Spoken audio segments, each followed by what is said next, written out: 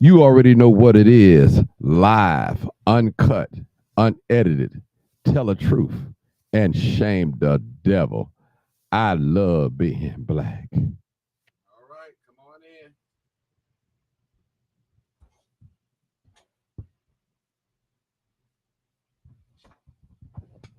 in. All right, all right, all right.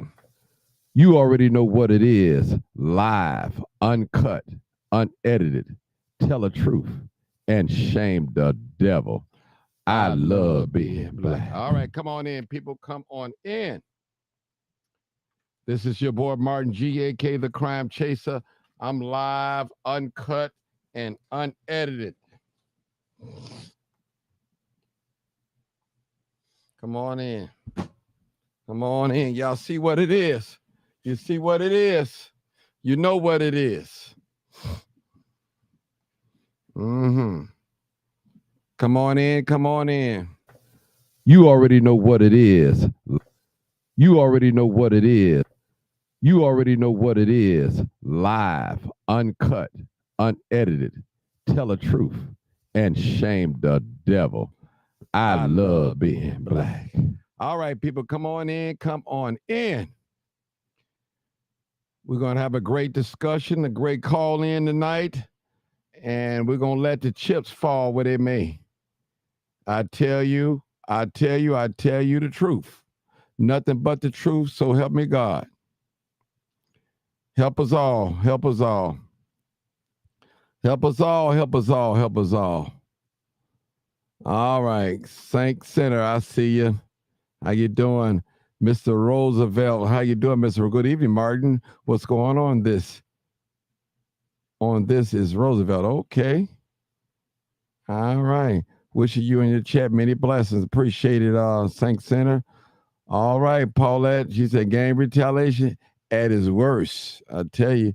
Renee Jackson. Hey, what's up, Renee?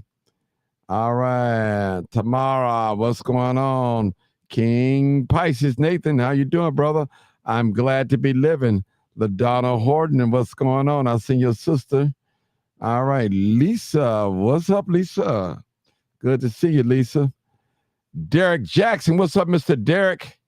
All right, let me get in this picture, y'all. Make sure I'm over. Let me move this over a little bit. All right. All right. Come on in so we can make this happen.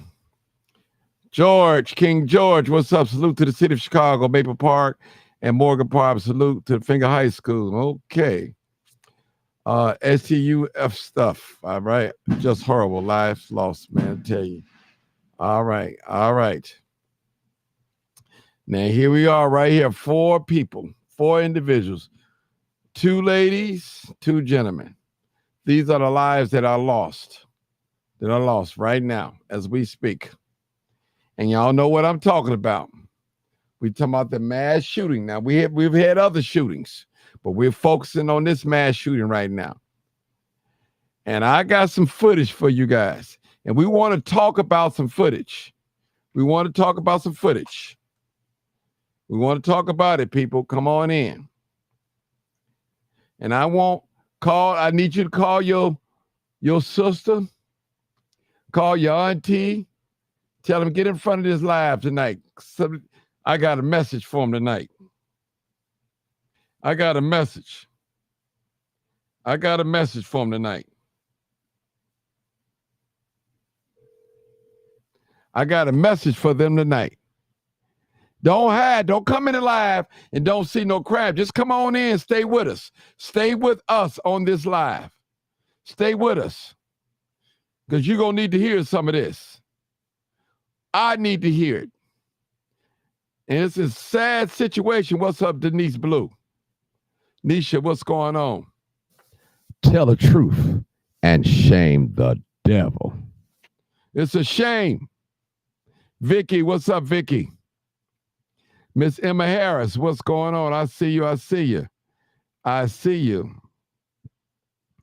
Come on in, people. Come on in. Let me explain. I want to explain something to you guys. For those of you think you know everything, think you're the only smartest one in the room, I want to talk to you.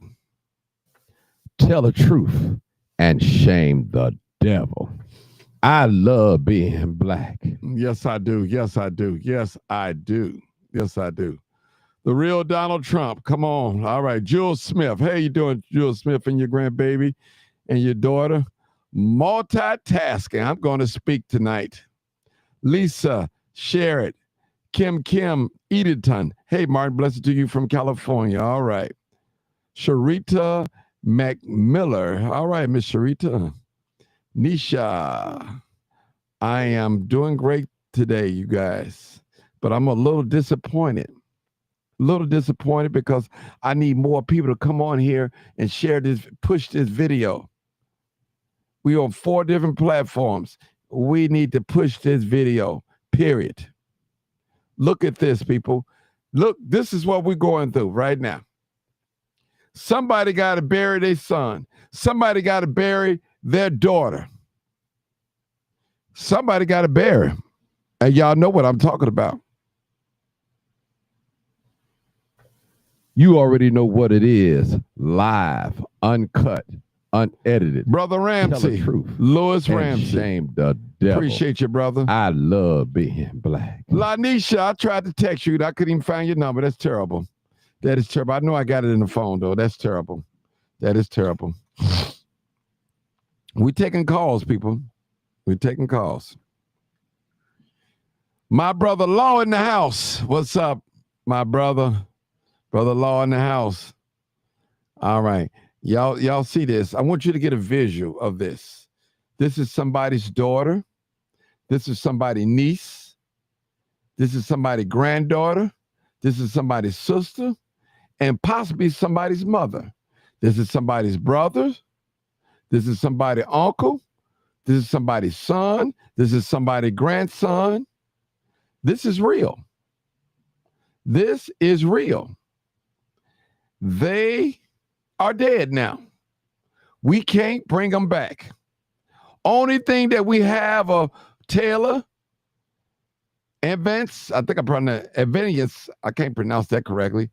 Vontae and Leon, all we have is their memories. That's a shame.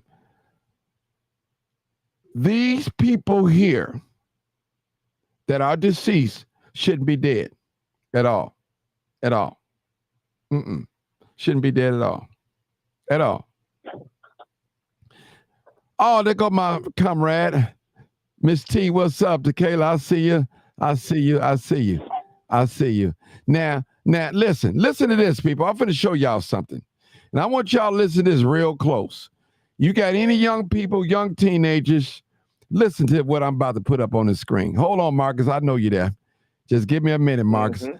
Just give me a minute. I got a show tonight. And that's what I want y'all to see. Fucked up. Look at this. This is one of the gunshot victims. I do look ugly. What the fuck?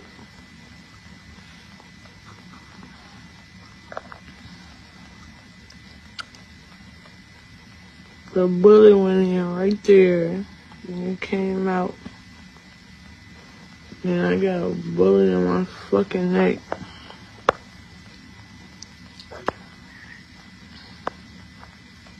And that shit knocked all my teeth out. The bullet knocked all my fucking teeth out, bro. Like, the sparks, the heat from the fire, that shit burned my tongue and everything, like. I don't wish this shit on nobody. I'm happy to be alive. I ain't gonna let you go.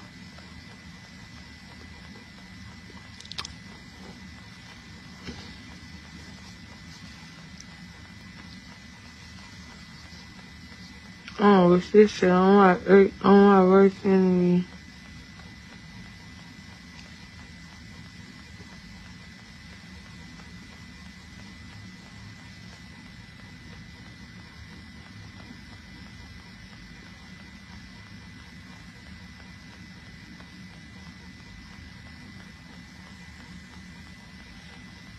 I got shot twice.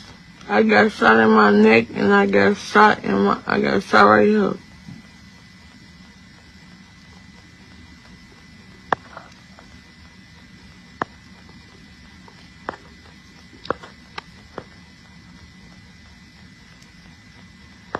Mm, All right, I'm gonna play it again. I'm gonna play it one more time so y'all can see it.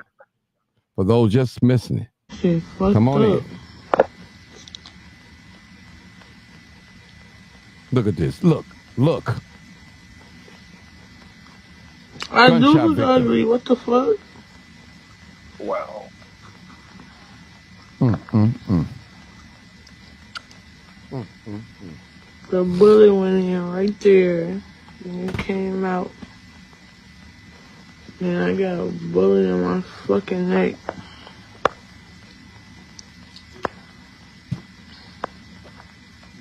And that shit knocked all my teeth out. The bullet knocked all my fucking teeth out, bro. Like the sparks, the heat from the fire, that shit burned my tongue and everything. Like, I don't wish this shit on nobody. I'm happy to be alive. I ain't gonna let you go. Mm, mm, mm. Mm, mm, mm. Lord have mercy. I don't wish this shit on my worst enemy. Mm, mm, mm.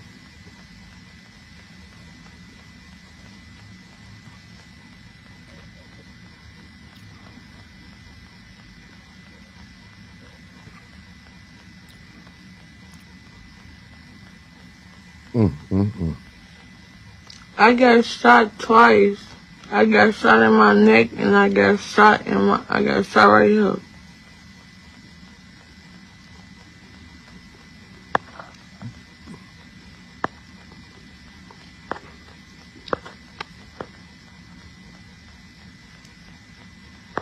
Mm, Mm, mm, mm.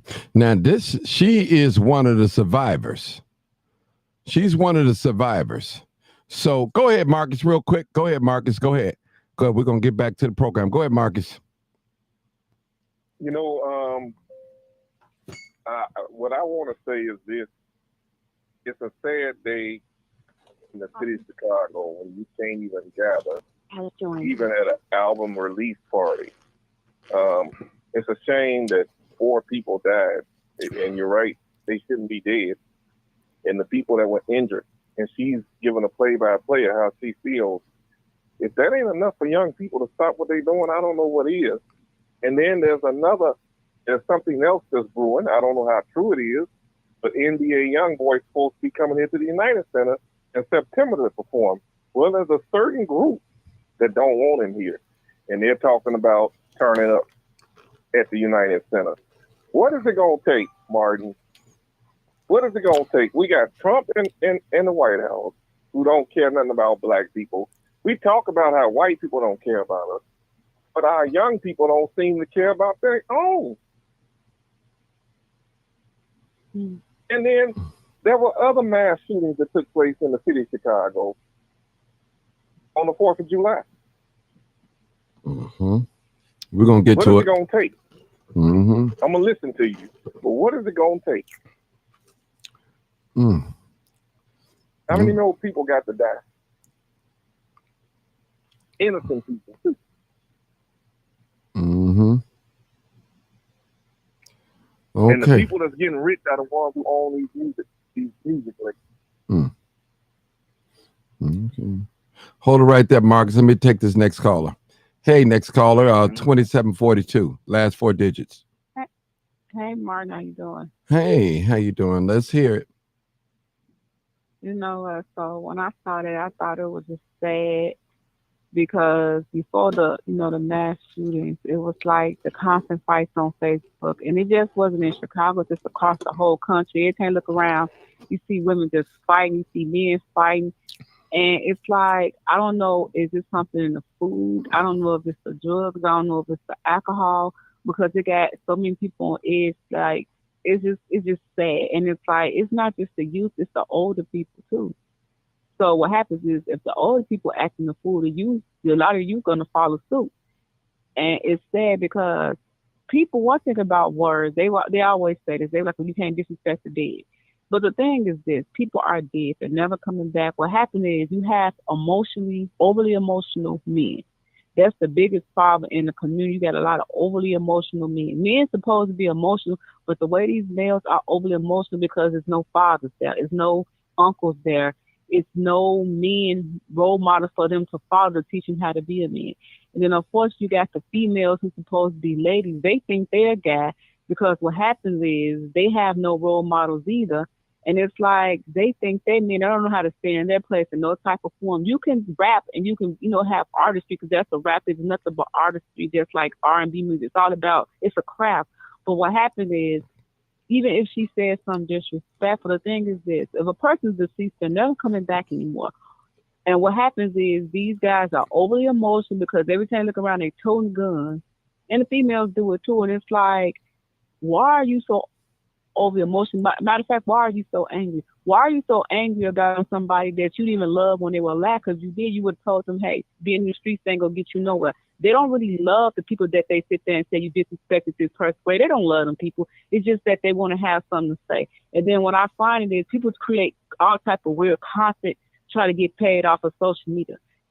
Everybody try to get paid off social media, and it is nothing wrong with getting paid, but at least come correct with things you want to Tell the get paid truth for. Be and careful with the shame the content. Don't devil. sit there and just post foolish things. And the sad part, Martin, people like foolish things. They know that the audience is filled with foolish people.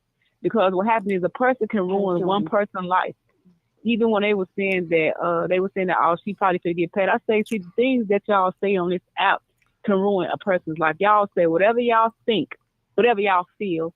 It has no facts to it, but y'all want to get some type of clout. You want to get paid off of something. And at the end of the day, them people don't give a shit about them. No, them so-called friends, them are not friends.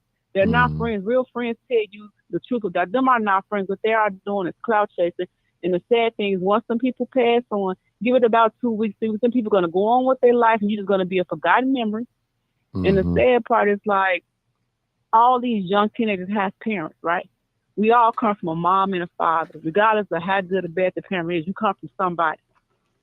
And the thing is, their parents are at home. And then, God forbid, something happens to them, the parents seem so caring. But you have to wonder, when the child is alive, before these things take place, how caring are you?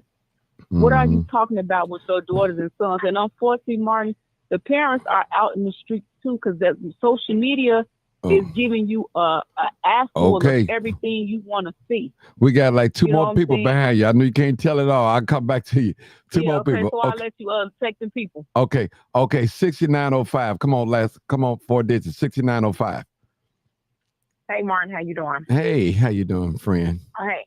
All right, my intake on it, I've been watching, like the social media and the news on everything that's been going on. And my opinion to it is the young lady, the rapper, a lot of her music fought to this tragedy, unfortunately.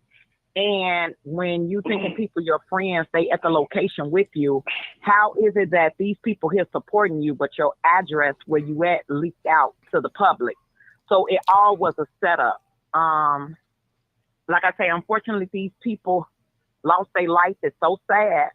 But the words and her lyrics, that's what did this. I mean, she's a female, but the way she raps, the way she acts is all nigga shit. I'm just being honest. And it needs to stop, Some people say her mother promoted. I don't know. But it's just really sad now. Her man, her play brother, her two best friends who, really, was top notch behind her. Now they mothers got to bury them for the words that she put out. And this album release, if you listen to, I believe it was the second song, it's terrible. It's terrible. My advice, she needs to pack up and go. Because these people are here and playing fair. That 20 to 25 age group and 25 to 30, they ain't playing. And they know that they ain't hit her. They done hit more people and they want her. She needs to go. Period. She needs to go. But her music is terrible. Her music is, I don't even indulge and like none of that stuff, but I sat the other day and listened to that. That's terrible. So that's all I really got. Okay, thank you so much. Hold on. Let me go to one more caller, then I'm going to go back to the video. 3268. Thank you, caller, for holding. What's your comment or thought? Hey, what's going on, Martin? It's Roosevelt, man. Hey, Mr. Roosevelt. How you doing? Look, oh boy, I think the 2, 3 callers, Marcus or something, and the 2 young ladies kind of stole my thunder and everything a little bit. I mean, but I believe that this is terrible because I had to go to Minnesota for a week and everything because my parents' town got hit with a tornado. But coming back, on the bus and stuff, I'm watching the news and they're talking about that this just happened and everything. Just when we thought, because, you were rejoicing, even I was rejoicing, that we were doing good starting off the unofficial start of summer around Memorial Day. I mean, it seemed like in Chicago, you could take like 5 good steps forward and stuff, and then something like this happens, you get knocked 15, 20 steps back. And I think it's just something that's terrible. And I really believe that this kind of music really needs to be outlawed because many people, and one day it's something, being a deacon in my church, I know I'm going to step on some toes. One day on Teaching Sunday, because we do have that on Fourth Sunday, when it's my turn, I'm going to do some teaching on where some of this rap music came from. Because many people don't know that a whole lot of this music is like what the young lady said before me, that this particular rapper, her music is just like terrible because a whole lot of this drill music, because she is a drill rapper, it promotes criminality and all of that stuff. There's a reason behind that. Many people don't know that in 1991, 92, there was a big meeting with some hip hop executives along with police and judges and members of private prisons, and these hip hop promoters saying that they were going to put more subversive, evil messages in their music because every single kind of music carries a spirit first and foremost. And, promote young people to listen to it, to promote criminality. So therefore, as the more records they sold, the people of prisons would know how many more prisons to build because they know that if people listen to this stuff long enough, they're going to participate in criminal, even evil kind of behavior and wind up in prison. A whole lot of, and this was by like white executives. So many people, black people are listening to this, and black people are being used by these white corporations and white record executives, and pretty much just being used as the downfall. These rappers and drill rappers are being used as the downfall of the black community and can't even see it. I'm going to land my plane there because I know you got a whole lot of other people. Now, I had said something pre-4. Sorry, just hold on. I want to play a little video, a little clip of what I played. Just maybe about 4 or 5 minutes and just listen. This is basically, it happened, played out the way I thought it shouldn't have played out, but God has a book. Can you guys hear that? It's recorded. It's recorded from everything we do. God gave you chance after chance. Can you hear it? You done deleted so many people. Now you got to the point where low. Okay. To be honest. You get a rush. Okay, just hold on. A little bit of it, but kind of low. Okay. One day it's gonna be your turn. And you may not be on the other Just end of hold on, pulling the Roosevelt. trigger. Somebody may be pulling the trigger on you. And when you land on that pavement or land in that car seat, whatever, and you're going to have to talk to God, and you have to say, why, God, why me? And God going to tell you, I sent you the crime chaser to warn you. I sent you your mother to warn you. I sent that minister to warn you. I sent that organization to talk to you, to tell you to change. And you didn't change. And this is the end result right here. Now you got to come and talk to me. Now I've been taught God can talk to you in 2 ways.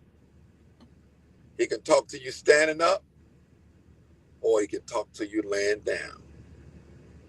Your option. Your option. So young man, young lady that lives life as a man, be careful out there. Love on your folks. Do what's right. Don't go seeking out trouble because you got a 30 popper, you got a drum. Don't seek trouble out. Because if you seek it out, it's going to find you. It's definitely going to find you.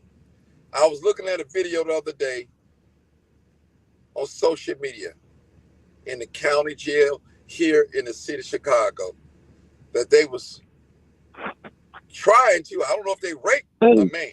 Mm. He's pulling away and pulling his pants up, laying on his back. I've seen the video right here. Here you are, 115 pounds, and you're a shooter. Got 7 bodies out here. Now you go in the county, what you gonna do? You got men that been in the county for 2 or 3 years, work out every day, looking for fresh meat. Looking for fresh meat. You ain't gonna have getting no pistol in the county. It's hard getting a pistol in the county. What's the likelihood of you getting a gun in the county and keeping it with you? Slam to none. You gotta know how to come with these. I'm telling you, the members of your own gang gonna set you up for that booty hole. Yeah, I said it. Yeah, I said it. It's some sick men out here that's looking at other men as if they were a woman. Yes, I said it. And you may be the next candidate.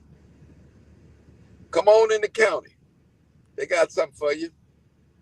These prisons, they waiting on you, young men. They know you can't fight. You're going to be in there thinking it's cool. They're going to lay some on your bed, some commissary cakes or something, and you take that cake and you can't pay it back. You know you're going to have to pay it back somehow. I'm telling you what your daddy should tell you, or one of your rappers should tell you. It's real. I'm telling you. Most men are not going to get on here and say that they have been raped or violated while they was in prison. Now you hear all these stories, how they talk about they whooped this person, all that, but they'll never tell you that they have been violated or they was in there violating other men. I'm not going to tell you that. They call it gay for the stay. I'm telling you, people, this is real. Young man, this is your final warning today. God is using me to speak to you, and you know who you are. I don't have to call your name out. He's speaking to your conscience. He's speaking to your inner mind. He's telling you this is it. You go out there again and do something, you won't have God's protection. Real talk. Your mom going to be crying for you. Your friends are going to abandon you. Real talk. I appreciate y'all listening to me. This is the pre-4th of July talk. We did one for Memorial Day weekend. We're doing one for the 4th of July. I pray that all of you guys be safe. Everyone that's listening to this or going to listen to it later, I pray that you be safe. You, not only you and your family members, that they don't bring harm to no one and that no one else. All right, people. All right. Thank y'all so much for that. You telling the truth. I want to say I said that, but for those of you that came in late, play another audio of a young lady, of the victim, of one of the victims.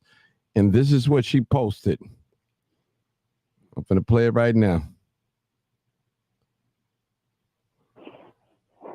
Come on up here, scene. I'm trying to get it up here. Hold on, people. Oh, I'm sorry. I'm hitting the wrong one. I'm sorry, y'all. Fucked up. Listen to this. She's a victim. Look at this. Gunshot victim of that night. I do look ugly. What the fuck?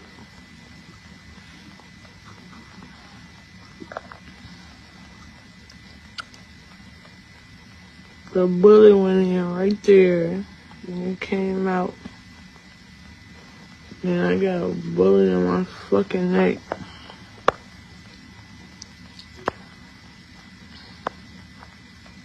And that shit knocked all my teeth out. The bullet Look, y'all, knocked look. all my fucking teeth out, bro. Oh my God. Like the sparks, the heat from the fire, that shit burned my tongue and everything, like. I don't wish this shit on nobody. I'm happy to be alive. I ain't gonna let you go.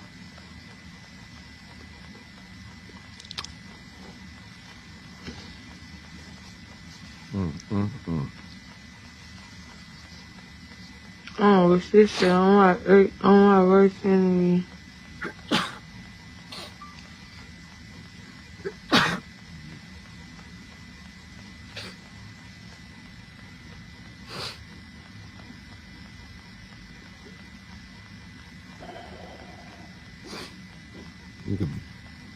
Vera. I got shot twice. I got shot in my neck and I got shot right here.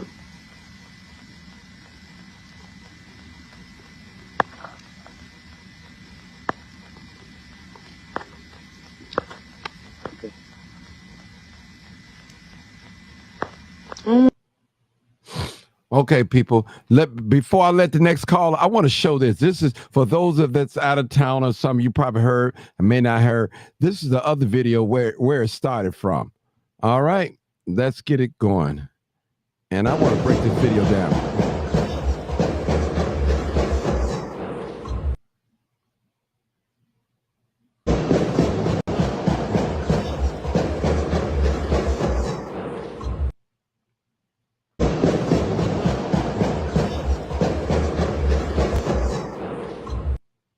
Again, I want to give my condolences to the family, but what I want you guys to pay attention to this video. This is the reason why I'm showing this video. The reason why I'm showing it to show you whoever pulled this trigger, this wasn't their first rodeo. And you can tell that the driver and the shooter or shooters was in sync because it was a person that came on a day later, the next day, and they didn't see any windows shot out. So this person shot 18 to 19 people that I'm hearing, 4 deceased that we put up on the screen. And you can tell that that is not, oh, somebody got some on my lip. I'm sorry, y'all. Thank y'all. Y'all let me talk on nothing, but thank y'all. Thank you.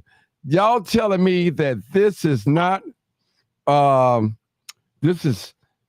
professional hit. This is a hit. Whoever was pulling that trigger knew exactly, people, what they wanted. I'm sorry, y'all. I got to wipe my nose. Knew exactly what they had wanted to do. They wanted exactly.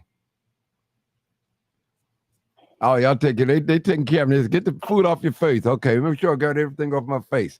And thank you guys. Let me just say this. I got Sarge on him. I'm gonna have Sarge next. Sarge know about shooting. He knows that. Look at this. Look how the car, look. Listen, that person is 2 things that I said. I believe that this was a hit, a pay hit. I believe that whoever was pulling that trigger knew exactly how to shoot. Okay, Sarge, come on, let's talk. I'm putting you in, Sarge. Come on, Sarge. Yeah, according to what I see on the video and the damage. Breaking up. I ain't gonna burn my light out. Okay, somebody talking. I don't know what's going on. Hey, Reb. That's Reb. I know his voice. Reb. I gotta mute him. Reb the barber. Reb the barber. I'm muting. Go ahead. Go ahead, Sarge. Go ahead. Okay. Sarge, go ahead. Now, the approach of the vehicle and everything, the way the shooting actually occurred. Mm-hmm. With that SUV right there, right? Blocking. Mm-hmm. You got to look at it. There's an SUV there blocking the vehicle. That's correct. To the rear and a parked vehicle to the front. So your window of execution is a very small window. Mm-hmm. Right? Right. Just like pitching a baseball. Right. That's all it has. That's all it has to happen to let someone know that the person that did that is an experienced shooter. Say it, Sarge. Shooters. Say it. Tell the truth and shame the Say it, devil. Sarge. The experienced shooters, trained, experienced shooters. Those aren't some rumble tumble, run of the mill off the west side from K-Town ninjas that they just gave some guns to go out there and do what y'all do. No, that's not it. See, that's not it. You know, that takes, you have to have patience.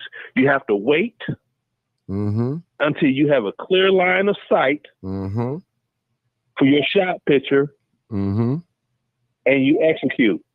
Now, if they didn't hit either one of the vehicles, they just fired all the rounds, didn't hit a single vehicle. Amateurs do not shoot like that. Say it, Sarge. Tell them, Sarge. Tell the truth. See, and amateurs shame do the not devil. shoot like that. If I'm in a situation, I'm in the passenger seat of a vehicle. There they are right there. Okay, I drive up and slow down. I'm going to wait until you get past the first vehicle so that I got an open window to execute. And I'm going to shoot as much as I can until that next vehicle comes up. That's my window. From the windshield of the SUV to the rear window of that sedan that was parked out there. That's your doggone window. See? They didn't shoot any place else. Come on now. So, Sarge. Amateurs don't do that. Right. Would you agree with me, Sarge, that was a paid hit? I'll go even further than that, Martin. Because you know, when I started on the news, the Atlanta News, what did I do? Yeah. It's like, what in the? Oh, come on now. Now, DJ Khaled, we the best. What's his nationality? Sarge, I don't know. Anybody know? Anybody can type it in the chat. Come on, Sarge, stick to the subject now. Come on with it. Okay, no, this is with the subject. This is dead on. This is what everybody's missing. He's Palestinian. Did you notice he ain't said nothing about the stuff going on over there? Right? Okay. Who owns the music industry? Zionists. 100% in and out. From Why Do Fools Fall in Love with Frankie Lyman to Planet Rock, Soul Sonic Force, to the way Eazy-E got in with NWA through Jerry Heller, to Clive Davis, that owns every damn thing. Whitney Young up in the doggone room in the bathtub and drowned, she dead. They having a party. Well, the party goes on. All right, Sarge, land that plane. Designed by those people. Yeah, land that I'm plane. landing the plane, Martin. Come on with it. All People right. keep saying, black folk keep saying white folk. They Zionists. Those aren't white. Is Clive Davis white? No. It's another name for his kind. See? And those are the ones that are trying to rub black people out by feeding that negative, what they call entertainment energy, to Black America. It's been going on for the last 40 years, Martin. 40 years. This is nothing new. Okay? Right. From cruising down the street in my 6'4". Sarge, I gotta stop you right there. Okay, I gotta stop you right there because I gotta. Okay, but it's industry driven. Okay, let me go to the next caller. They've been holding. Okay. Okay. All right. Reb, are you there? Reb the barber. Are you there? Reb the barber. I'm going to put him on mute. All right, let me go to area code 214. Come on, area code 214. 214. Be ready. Yes, sir. Come on. Yes, sir. Come on, bro. Come on with it. Hey, what's going on, bro? What's going on, bro? Martin, I'm going to take about 2 minutes. Okay. If you're good, you can take 3 or 4. Go ahead.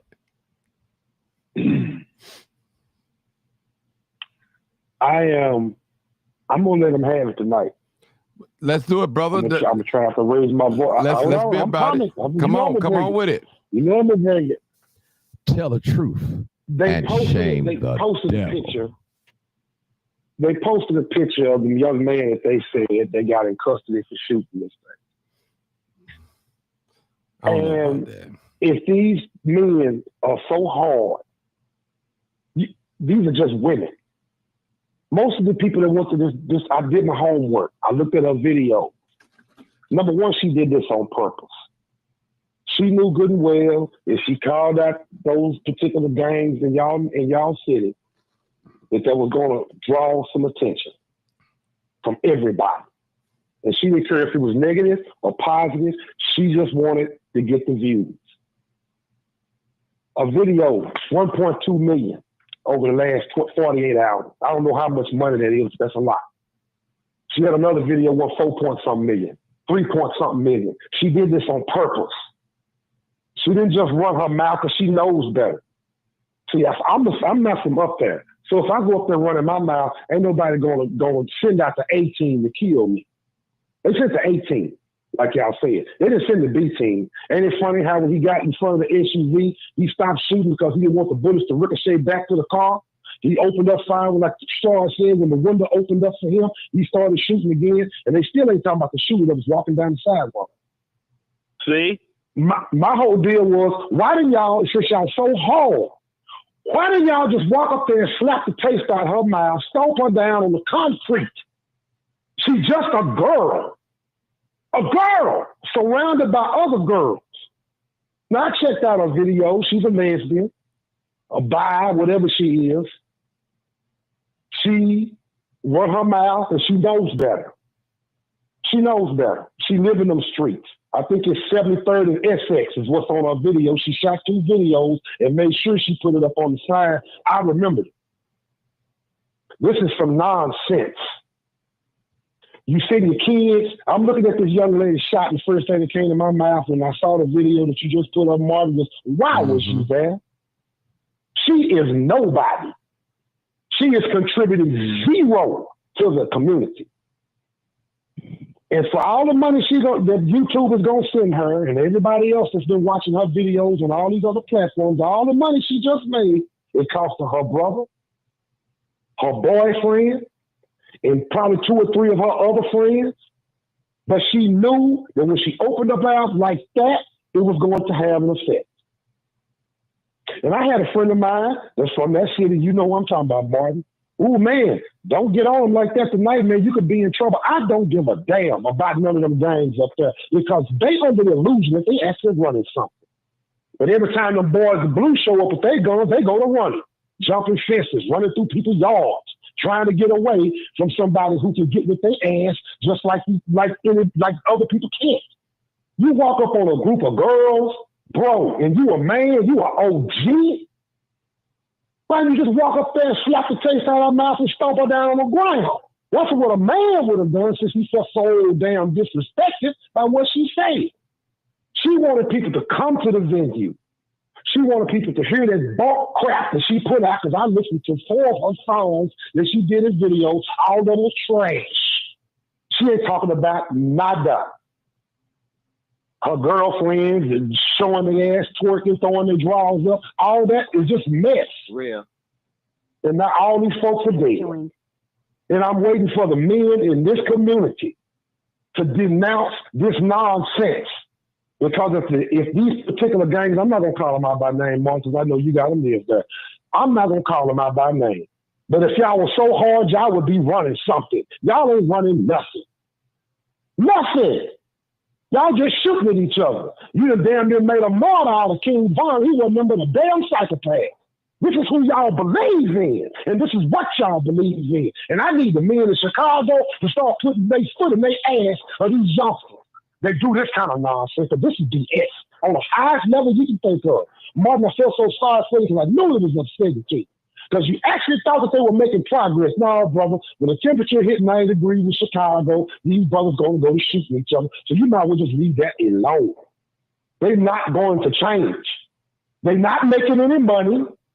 The little chump change they making, peddling pills and weed, they ain't making no money because they blowing it.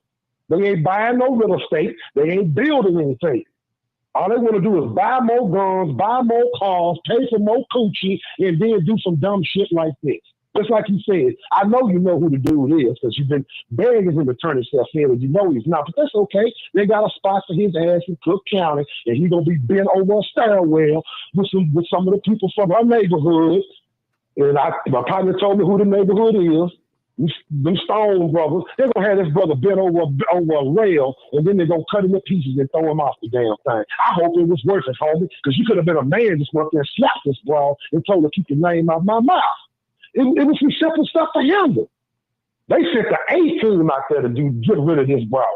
And they wasn't even men enough to get out the car and just walk up to her and smoke her and let all them other people get by. This woman gonna be disfigured for life. And I tell these kids all the time, more just like you dying is easy. Because when you dead and gone. But somebody gonna walk out this joker in a chair. They're going to have to push themselves around in a chair for the next 30 years if they can live that long. This girl is disfigured, so if she ain't got, what you say, more about $100,000 to fix her face, fix her teeth, and all of this, she's stuck like that. Because Cook County ain't going to do it for you. Medicaid, Medicare, whatever you own, ain't going to fix all of that damage. You got a bullet in your neck. You got shot in the mouth to go see a woman who can't rap, who talk noise about the most notorious people in town, and they sent the A-team to go kill her, and them punks wasn't even men enough to stop the car, buy the SUV, get out, hook her ass, get in the car, and drive away. I learned the plane, brother. You can take it from there. Thank you. I got Reb the barber. Reb, hold on for 1 second. I want to say, I often always say in my speech when I talk, how things are done. Okay, how things are done here in the city of Chicago, how they do things. And I said it in my speech, when the shooter comes, anybody that's around the intended target is going to get it. Baby, fathers, mothers, grandmamas, anybody. And so they probably had in their mind that if you go on and show support at this record release, you're going to get it too. Listen, a lot of people have died for other people's sins and causes and didn't have anything to do with it. They were just around some people that they didn't know what they was into, or they figured it wouldn't happen to them.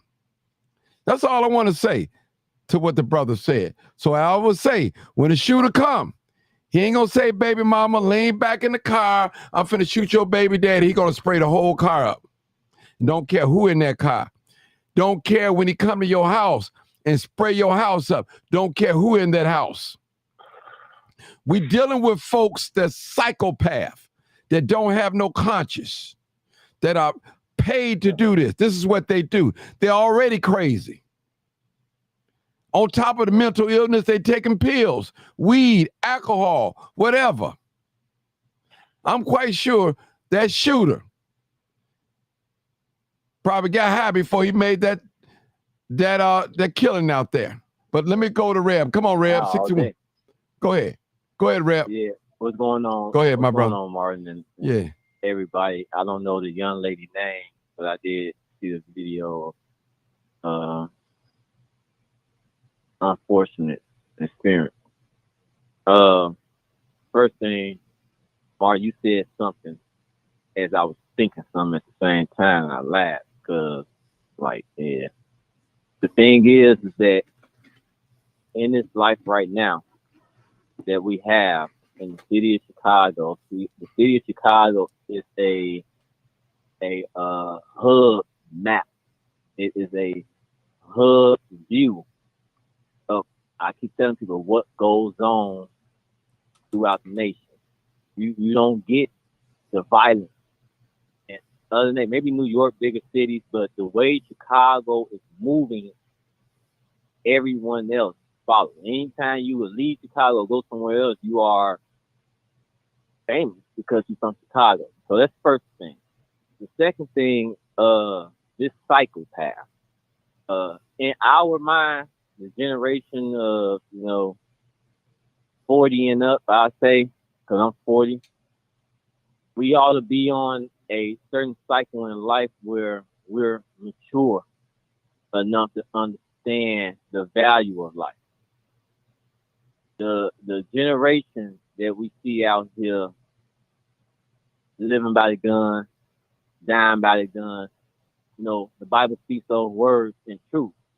But to live by the gun is not only the person with the gun, but it's also the person that condones and embraces and go out and continue to promote the people that is rapping about the gun or rapping about taking your behind or, all this mess. They're in a different cycle. They're psychopaths. Like Martin said, off the drugs. He was high already. He's high all day, every day. To that young lady, I want to tell her, if she's still listening in, that I thank God for her life. I thank God that her life has been spared. She has an opportunity in life to think different, to follow different, but to also be a leader, because she have now, it's a messed up testimony. It's a messed up way that she have to experience her life for the rest of her life. But she have to conquer. She have to be more than a conqueror now that she lives and live for God. She's a testimony. She's that one that can touch somebody's heart, because everybody know what happened to her. Everybody know that she was there.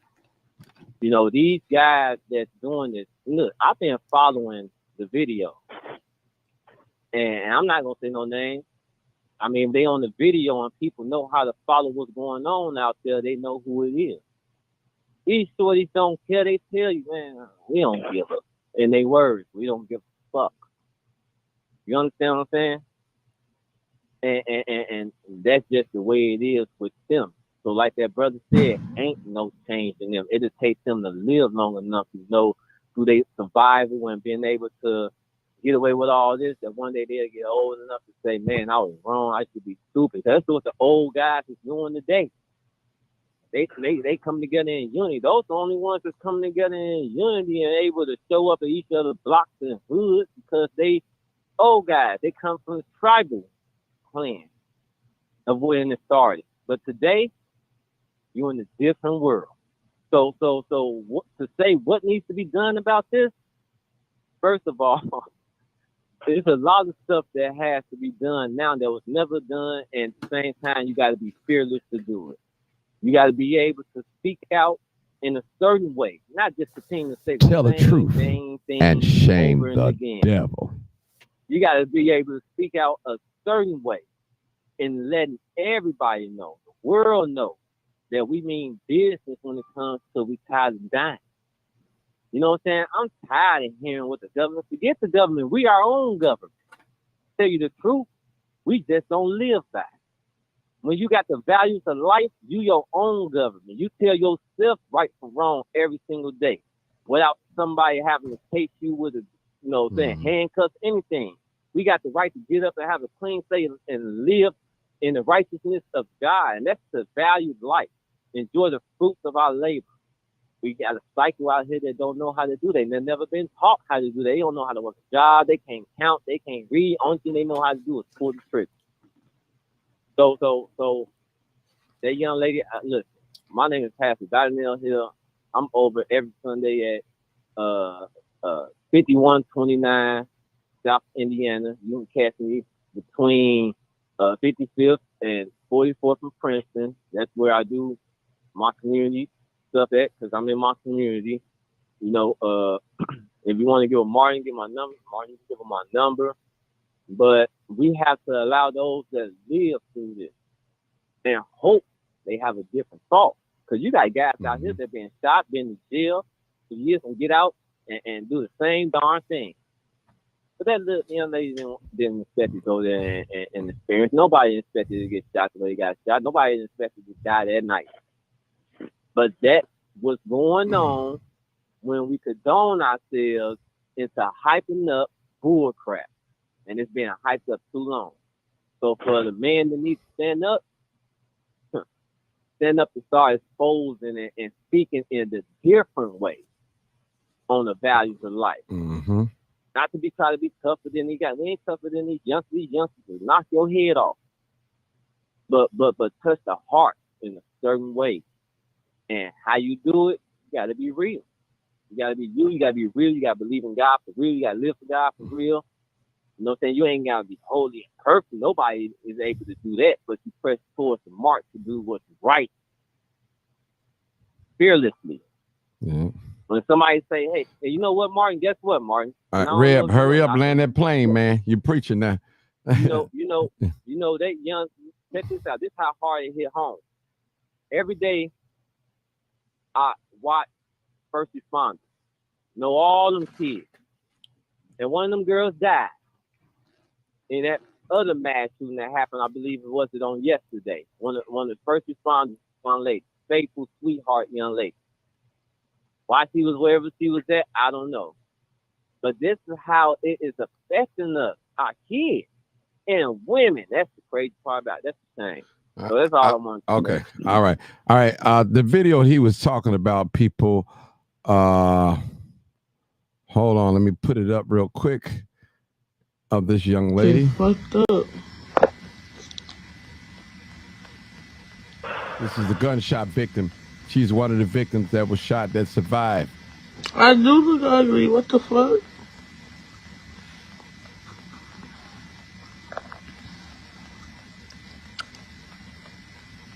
The bullet went in right there. And it came out. And I got a bullet in my fucking neck. Hold it, Ray up. Hold it.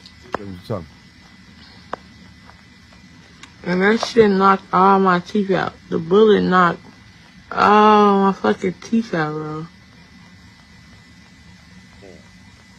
Exploded in her mouth. Like Ray up. The sparks, hold it. The heat from the fire. That shit burned my tongue and everything, like.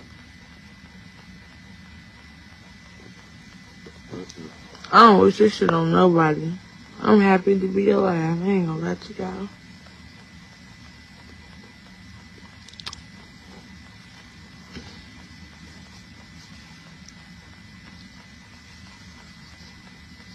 I don't wish this shit on my worst enemy.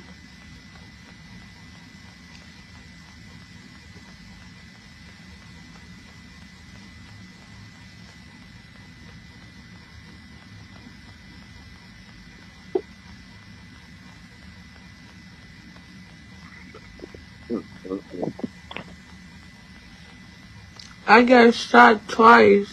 I got shot in my neck and I got shot right here. You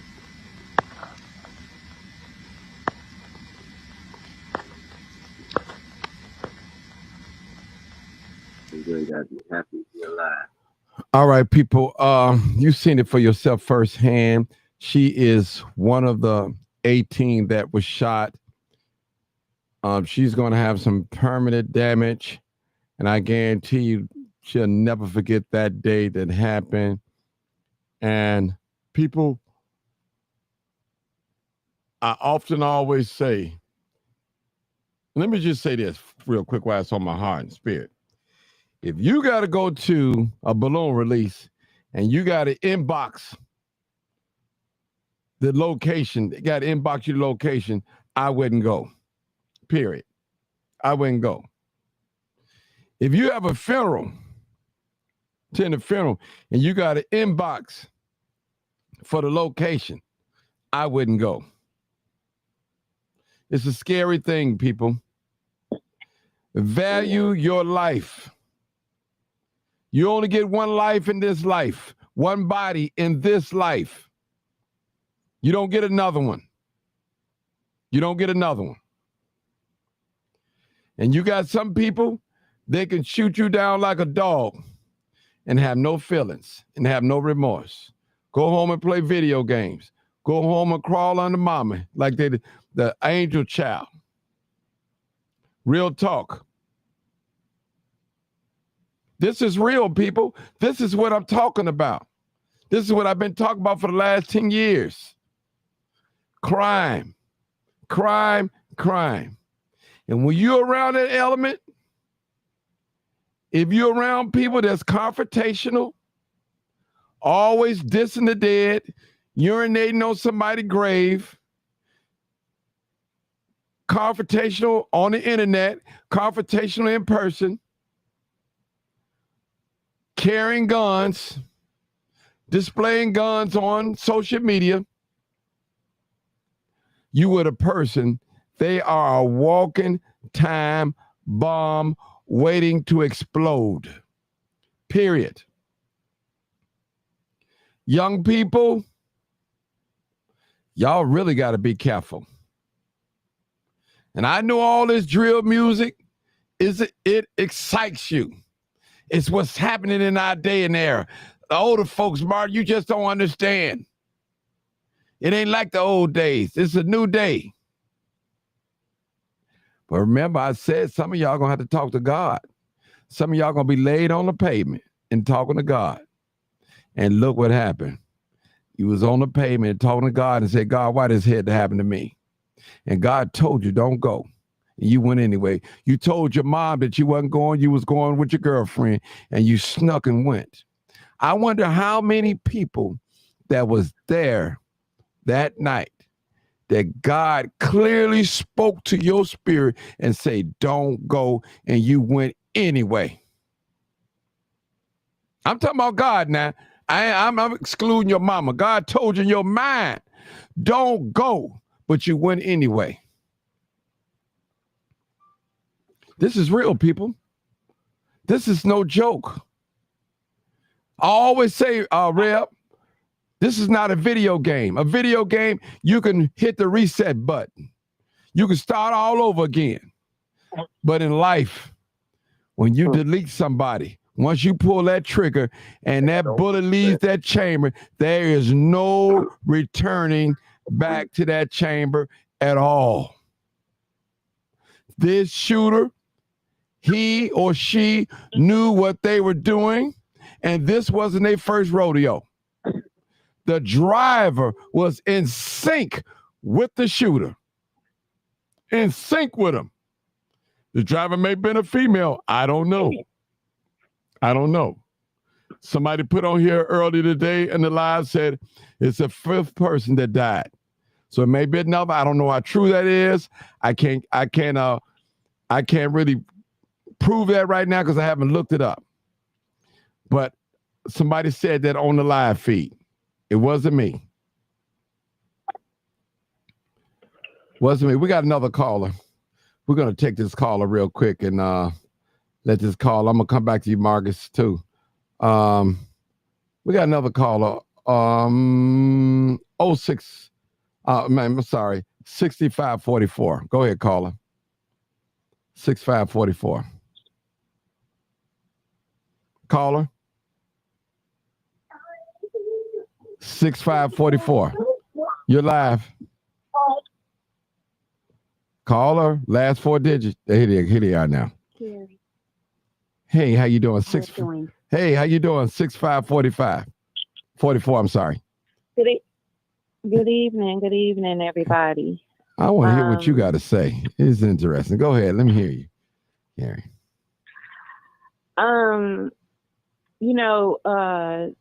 Well, as usual, I don't know where to begin, but I will start off by saying,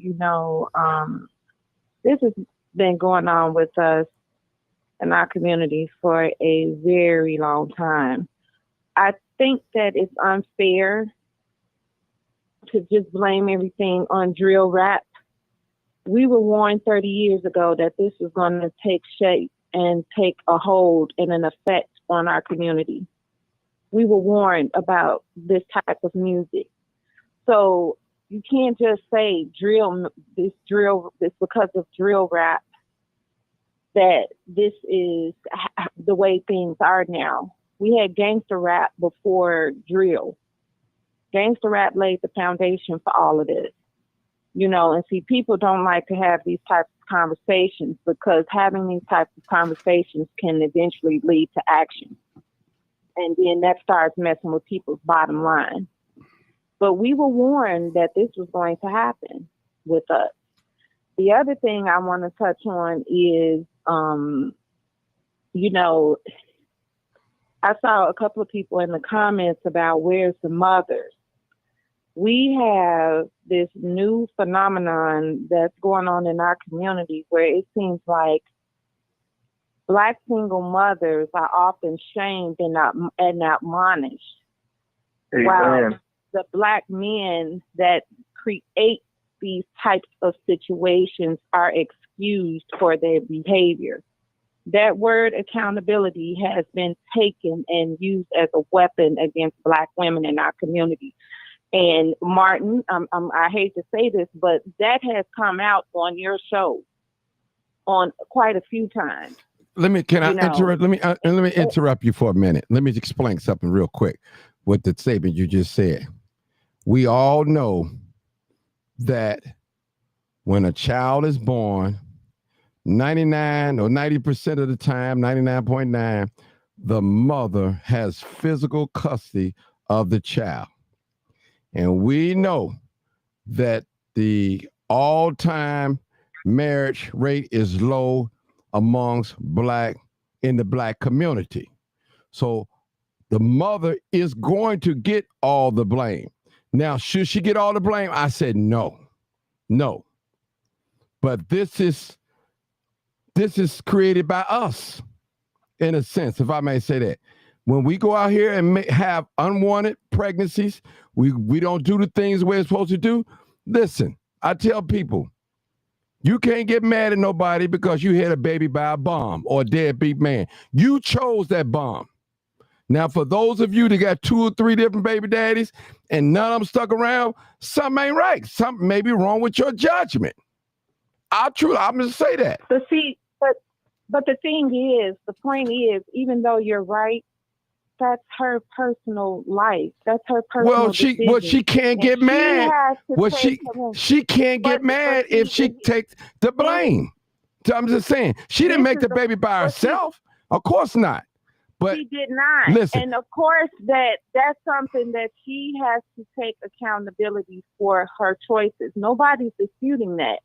But the problem is that, and this is what I was raised and told by men, as universal law, men are the first line of protectors for their community. That's universal law. No, let's take race out of it for a minute. As universal law, men are the first line of defense in the community. Okay? If you have thousands of women, you know what, that's the wrong number. If you have several women saying the same thing, there's a disconnect somewhere. There's a huge disconnect somewhere. I will also say this. In this life, both Black men and women, we have to take accountability. Hold on, sister. Hold on. You got an echo there. Listen, the last caller just called in. You're going to have to put your phone on mute or something because it's an echo. And we didn't get it. Okay. All right. Go ahead, my dear sister. But my point is, in this life, as both Black men and Black women, we all have to take accountability for the choices that we make in this life, good or bad. The problem is that there's so much disconnect and discontent and distrust that we're all on separate wavelengths right now. We're all on separate wavelengths right now. And that's what's causing such strife and everything in our community. We sit up and complain about Koreans and Arabs and all these other different nationalities coming in our communities, but yet we patronize them. They exist in our communities because we patronize them. Why? Because we don't want to make the sacrifice to maybe have to travel an extra mile or so to shop somewhere where we know we're respected and wanted, you know? So I'm saying all of this to say that, you know, this violence in our community is not a phenomenon. It's just been got heightened. Because I remember back in the day, if a guy got caught with his woman or his kids or his mother, he got what we used to call a G-pass because they were off limits. We don't have that anymore. You know, now we talk about the problems and everything. Unfortunately, because of the times and what our community is in right now, we're going to have to take a drastic measure. Okay. That may take us going to the school and having the teachers identify who their problem kids are. And we have to start going into these homes and getting in the asses of some of these parents who are not doing what they need to do for their children. Because unfortunately, what's going on now is how they're not raising and taking care of their children is affecting the community as a whole. That's an issue. Okay. You know, but the one of the biggest things that we have going on right now, and all of us have girls, is, and boys for that matter, who are grown, but they're still boys and girls to us because those are our babies. We have all this stuff with this internet, and our kids are looking at this stuff, and our girls have questions. Why are these men saying all these things about Black women? And our boys have questions. Man, they going in. I don't know. I'm scared. I'm going to just give me a white girl. You know, all of this negativity that we've brought upon our race, some of it is systemic. But a lot of this we can control on our own. Well, what do you? Let me ask you a question. Well, what do you say about? And I've heard you say you don't need no man, but you have children. So you I mean, what? So I have. I have. You have never heard. Yes, I have. I have heard you say I don't need no man. I don't know. What you heard me say was I don't care to date right now. That's what you heard me say. But you have never heard me say that I need a man.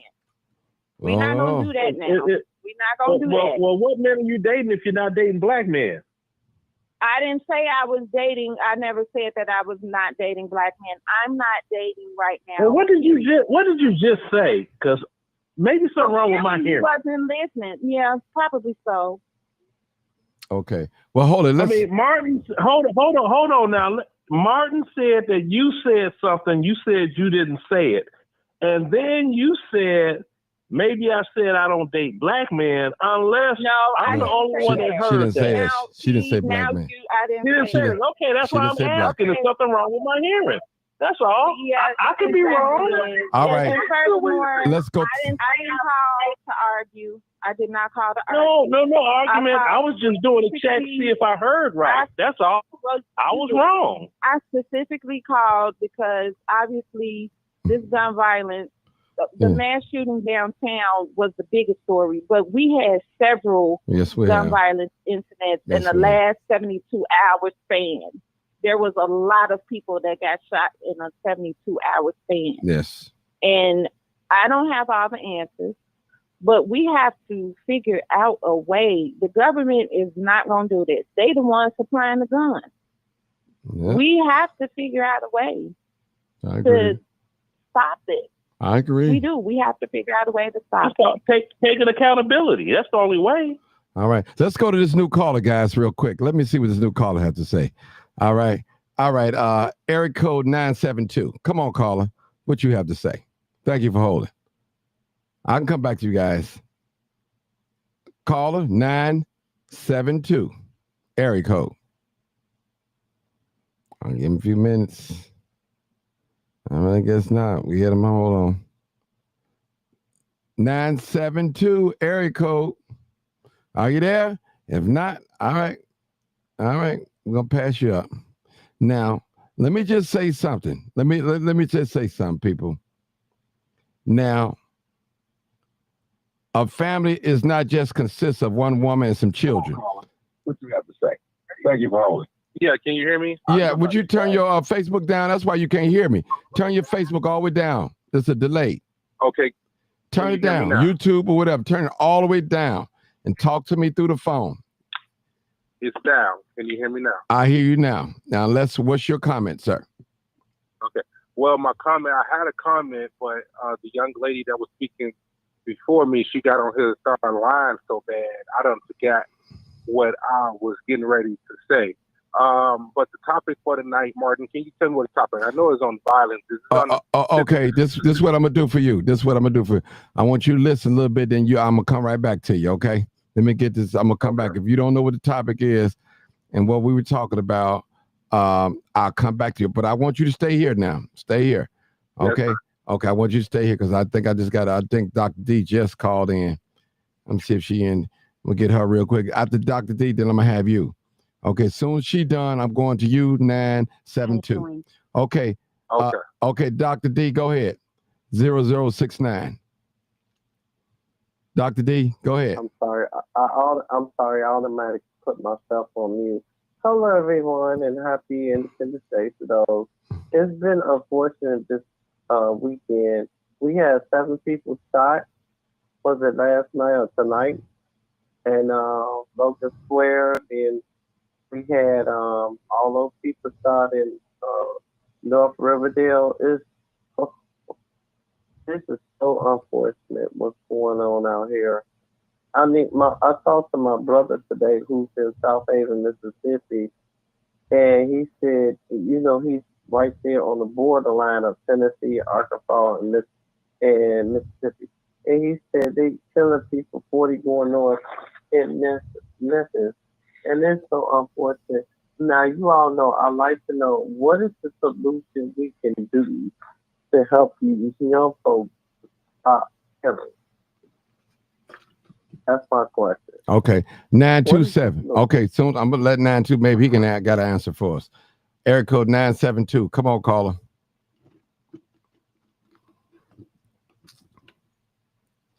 He back watching it again. All he had to do is listen. See, it's a delay. 972. Okay. Well, Carrie, go ahead. Maybe you can answer that question. Go ahead, Carrie. I ain't gonna wait on her.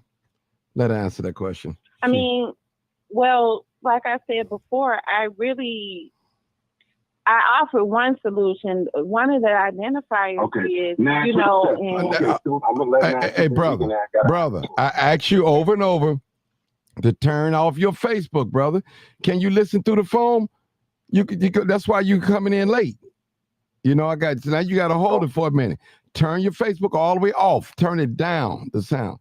And once the young lady get through speaking, I'll let you come in. 972, okay? 972, we got understanding? Okay. Stay right here. Stay right there. Come on, Carrie, go ahead.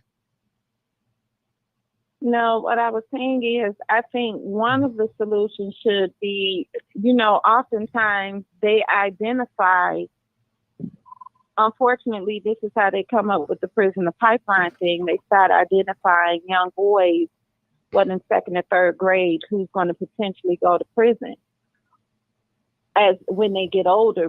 And what I said earlier was maybe we could start going into some of these schools and having the teachers and, work with staff to identify some of them, so we could start getting into some of these homes to see, because the bottom line is we admonish and demonize the youth, but they did not just get like that. Now, I understand there are some that come from 2-parent homes and they want to be, for the most part, they want to be a part of something, a part of cool. That happens.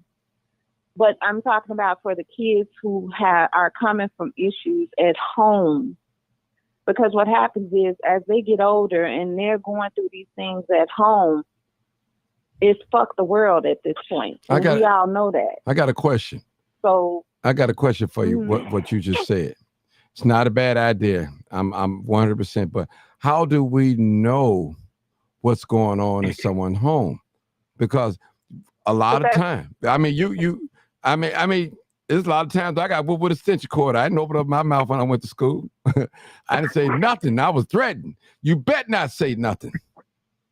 I'm just being honest. But this is No, I understand what you're saying, and that is a good point. But I mean, at this point, is something going on with that child, and those things just don't happen. They just don't happen. Is something going on where this child is not receiving the fundamentals? And we all know if a person is getting abused or anything like that, they bring those problems outside of the house, and it comes out in all different types of ways. Okay. And so, if we do engage the parents, and now that may be where the problem will come in there, because we all know some parents, they're very standoffish, argumentative and things of that nature. Okay. But I just think that Can I say one thing? Go ahead, Doc. This real quick. Okay, go ahead, Doc. We cannot just go in people's homes. I mean, it's a good idea. It would be nice, when we was coming, I don't know how old you are, we had what was called truant officers. We just can't go in people's homes anymore. It's a wonderful idea, but we just cannot do that. So what do you propose then, Doctor? That's why I asked everyone else, because I don't have all the answers. Okay. But the thing of it is, it would be nice to be able to go in people's homes. In that case, then, you should be able to go in your child, not you personally, someone on this line, that you can go in somebody, your home, your son or daughter, a bedroom, and say, okay, you have 3 guns in here, and take them out of there. We cannot do that. I mean, parents can do it, but they're not doing it, unfortunately. And also please keep in mind, and once again, I just proposed that question to everyone, that a lot of these parents getting high with their kids. I'm going back on mute. Tell the truth. Let's go back. Hold it. We got some other people. Let's be respectful. We got other people that's been waiting. Okay. Now, come on, 972. Come on. She asked a question. What are some of the solutions that we can do? Dr. Davis. Listen. A lot of people going to probably hate me and probably going to want to kick me off for saying this, but there is nothing we can do. And I'm just going to be honest, right? I'm going to give my honest opinion. We done tried everything. We done tried working with city officials and the aldermen and the mayor. We done did the gun buyback. We done tried to put therapy, in the schools. They done took it out of school. There is nothing else we can do, right? Right. So I'm just being honest. We've tried everything over and over and over and over again, right? And every time we try something, it doesn't work. So I should take that back. We try something, and then it'll work for a certain amount of time. Hold it. As my boy R say, whoa. Listen, brother. So you telling me that we should just give up on the young folks? Just throw the towel in and don't try nothing. Is that what you're telling me? Tell me what you're saying. Saying is that I'm saying I don't have a solution. I don't have a solution. Everything that people have made a suggestion on, we've tried it over and over again. It has not worked, right? It has not worked.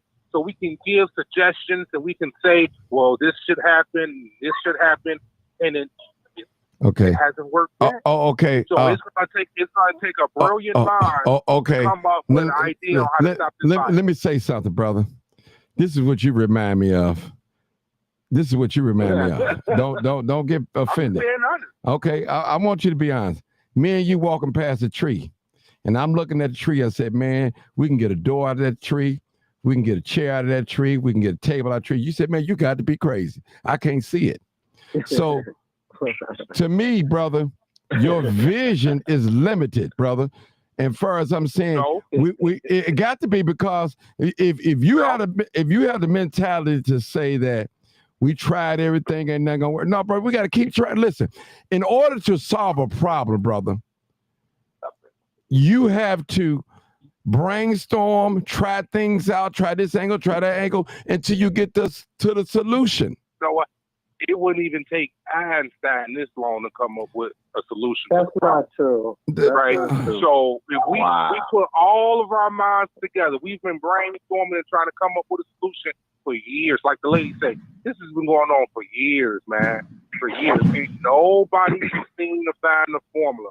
So like you say, Marty, yeah. Can I chime in? Hold on, let me finish. Let him finish. I'm sorry. Let him finish, please. I guess we'll just have to keep trying. That's right. Coming up with ideas. That's right. Keep brainstorming, and it'll be 2030, and then 2040, and we'll still be sitting back saying, "Oh man, Sir, what do you do? sir. What do you do to a multiplication problem when you can't figure out? You keep trying, or you just give up? No, I keep trying. Okay, that's why I don't care if it take you 20, 100 years. You keep trying, brother. Don't give up. Don't pour that energy out on this live like that. We're gonna keep. We're not gonna give up on our young people. We're gonna keep trying. Hey, Mark, can I say this word? You got to make it quick, Red, because I got 2 other people, 1, 2, 3 people waiting in line. Real quick. I need 3 calls. Damn. I need that brother to remember this one word: consistency. That's one thing. What? If we ain't I didn't hear you. Consistency. Consistency. Yeah. Perseverance. If we ain't been doing something, we ain't been consistent enough. That's right. That's right. Okay. That's right. All right, let me go to. I guess we'll just have to continue to try. Okay, that's right. 206. Come on, 206. Come on, caller. I got 3 other callers after him. Come on, 206. Hey, what's going on, everybody? Good to be with you. Yes, Brother Mark. likewise. Good to talk to you and Yes, sir. the callers and everybody. Question a few things, and I'll try to make them quick as I can. So this event on 313 Chicago Avenue, the artist's name was Mellow Because or something like that. So there was 16 people shot, 4 people killed, right? Right. Can y'all be quiet so I can hear? It was 18 people shot, 4 people killed, brother. All right, I'm asking Martin. No. Okay, so this happened on Friday, right? Right. Hello? I think it was Friday. Yeah, Okay. Go ahead. So you're telling me, Sir, please stop let talking so I can 206 ask my talk. question. Oh, I'm about to put everybody on mute. Go ahead. Hate it, man. So you're telling me that since then, other people have been shot? Yes. Mm-hmm. Yes. Since then, okay. So now tell me this. Do we have witnesses or suspects or description of the people that were doing any of this shooting? Not to, 2 in custody, both black males, both under 30. I don't know about I don't know about 2 in custody for the mass shooting. I don't know about that for sure because they had some false stuff going on. So I don't know about that. Right. They did. Right. So my question is, when we talk about solutions, the first thing we need to do is find out who is actually responsible for these shootings. Because you have a police department, Chicago Police Department, that has all kind of gangs and secret societies up in it. And like the Los Angeles, the gang unit, they will take people out of prison or off the street who committed crimes and put them on the payroll to go out in the community and shooting and stabbing and robbing and setting fire. So one of the problems that we have is we're relying potentially on the criminals to investigate the criminals. We have retired police officers. We have retired FBI agents in Chicago. We have people with money. One thing that I'd love for us, because I'm born and raised in Chicago, I'm not in Chicago right now. One thing I'd love to do is see a panel or a group of people like Detroit 300 to get, maybe not entirely like them, but you get the idea, to independently investigate these shootings because they're very, very, very suspicious. And I'm saying this because I'll say this and I'll close. It's right that we are concerned about the youth and the younger generation and violence in the streets, guns in the streets. But if we really know what's going on, if we really look into it, the culprits might not be who we think they are. The culprits might be someone else. I'll mute my line. Okay, thank you. Let's go to the next call. I want to say come on, one Doc. second. Just 1 minute. Doc. Come on now. Like 30 seconds. You got 3 people. Go ahead, Doc. You got 3 people now. Let's consider these new callers. Go ahead.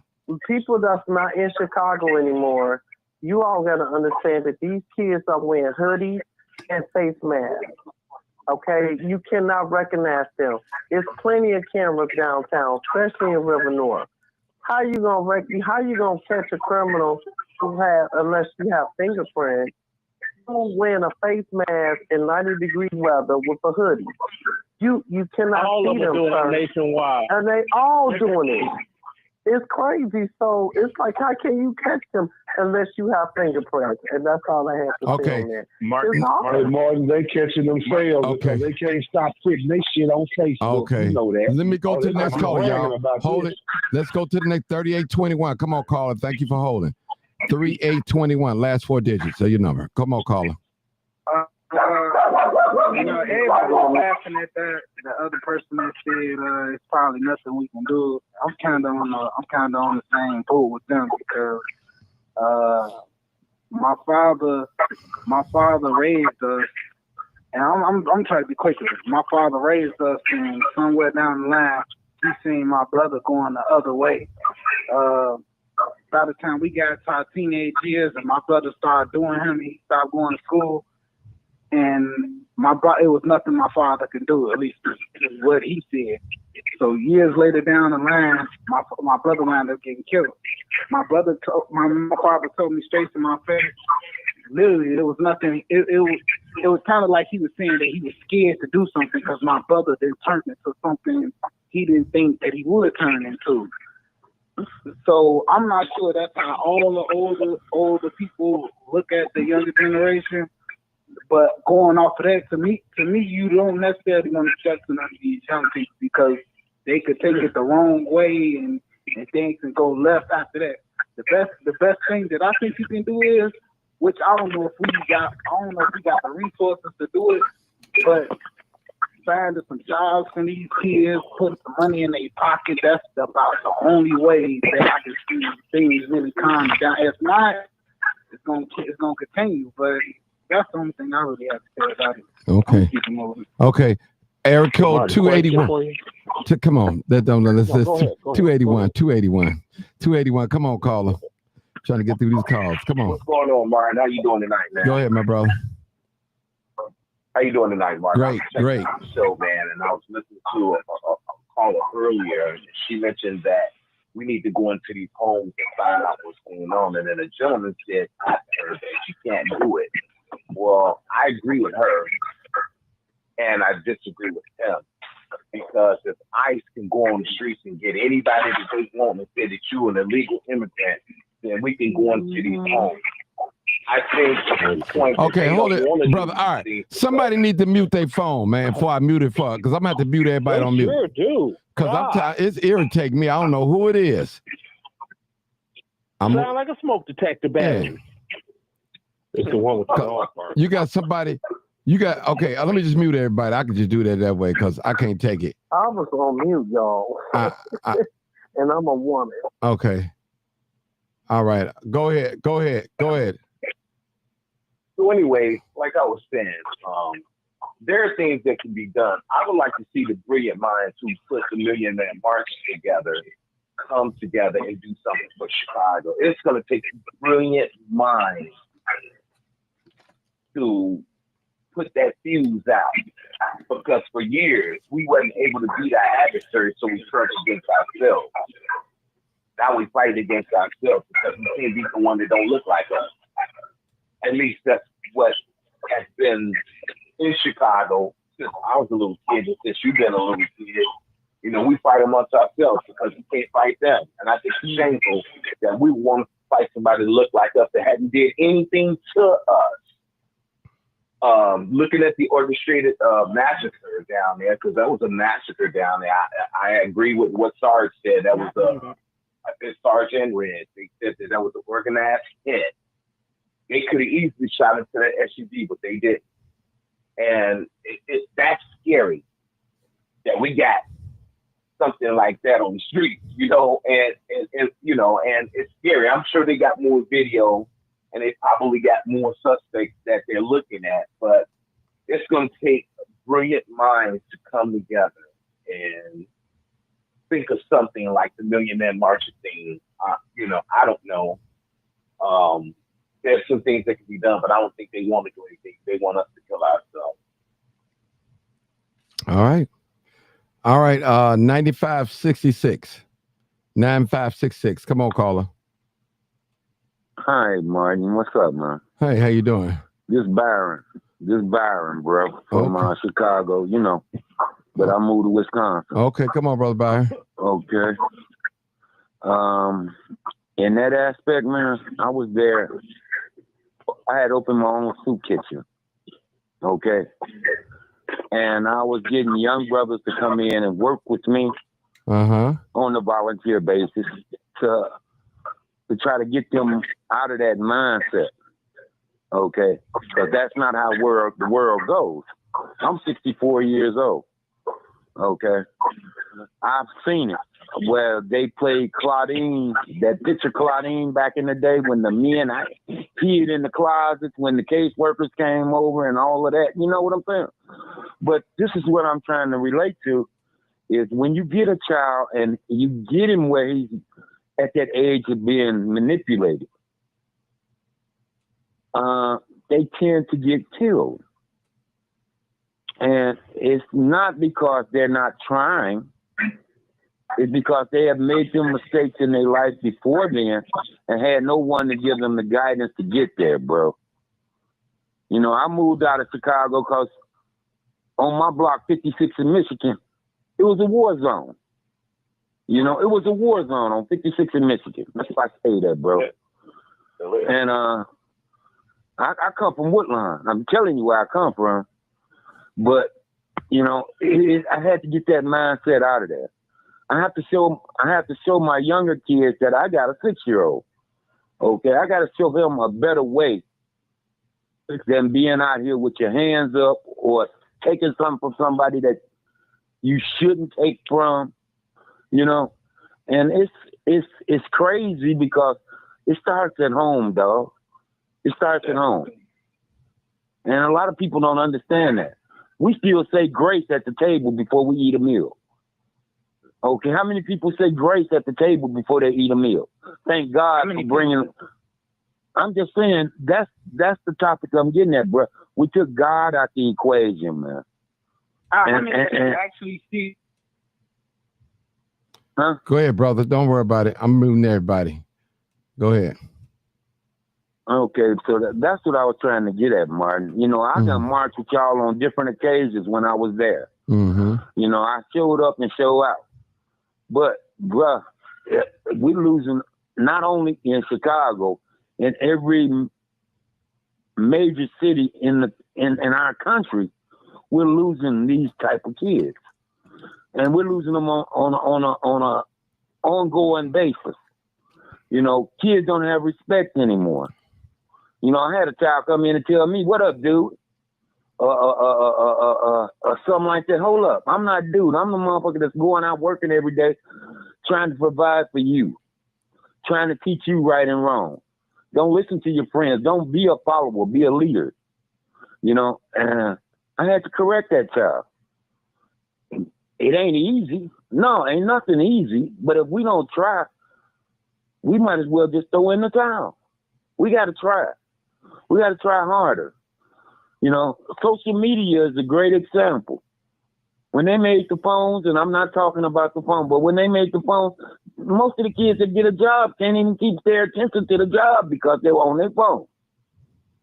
Or they put it out seeing who texted me or who did this, you know. And that's where the violence is coming in, man. I've been there. I worked on the lines. I've been there with you. You know, I can go back to your brother Clean. Okay? Now you know how old I am. Okay? So I'm just trying to say, brother, I listen to your podcast and I'm out of the city, man. I've been out the city for 6 years now, man. But it's crazy because I still got grandkids there. I got a 17-year-old grandson there. I got a 7-year-old grandson there. I got a 12-year-old granddaughter who's a very educated girl that just got her a scholarship to the University of Chicago schools. She's been going for the last 4 years. So, you know, we got to get out that mindset, man. Okay? Other races are killing themselves because they don't, if they made $200,000 and they offered them $60,000 when they come out of college, they'll kill themselves. Okay? But they're used to getting that $200,000 or some $1,000. And this is what I'm saying. It's a different playing field, so we got to play by their rules, you know. And we got to put more structure in our families, you know. Like I said, if you don't do nothing but say your prayers at night, gather your kids around and say your prayers with your kids, you know.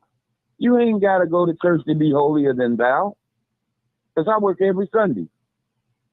But I make sure they know there is a God. And like our grandparents did us. And like our parents before us did us. You know? My mama was a single mom, you know, Miss Prentice. She raised 6 bad-ass kids. But one of us are in jail. All of us are taking care of our families. And a lot of them are doing pretty good. You know? But I'm just saying that we got to start doing it. When these kids get disrespectful, back in the day, it used to be 3 grown-ups ready to whoop your butt. Now it ain't nobody. Because if you hit a child now, you got to hope he don't pull that. You know? But that's the respect that was given to us, and we had to give it back in return. Okay. You know? So that's all I want to say, Brother Martin. Keep doing your thing, man. No problem. Keep doing your thing. All right. All right. Marcus, go ahead, Marcus. Yeah, Marcus. Then Sarge next. Go ahead. Thank you for holding, Marcus. We can't give up on the young people, because then we'll be giving up on our existence. We got to keep trying. We're not going, I know people hate to say this, but you as an individual, me as an individual, we're not going to save everybody. You once said, start in your own home. Talk to your nephews. Talk to your family members. Talk to the kids on your block. Talk to the ones that you know. And if you can brush something positive off on them, then maybe they can reach their own peers. Because there's young people out here that's not killing, and they into the rap music, but they're not killing. They're not living that life. They're going to work and trying to do right. And then there's young people out here that just don't give a F about anything. And some of them come from well-to-do homes. They just don't care. You once said that it's not always the parent's fault. They do the best that they can, and the child still goes the opposite way. I grew up in a household with both my mother and my auntie. My mother raised me. My auntie raised her boys, but at the same time, her boys decided they wanted the street life. Lucky for them, they're alive. But what can my cousin tell his son when his son looks at what he used to be? So we can't give up on these young people because of a few bad apples. And that music brings trouble. That's why the parks in our neighborhood don't allow those rap concerts. They have them at Lollapalooza. They've got tight security there. But that music wasn't meant to be positive. It was meant to be negative, to control the minds of our young people and lure them into a life of crime.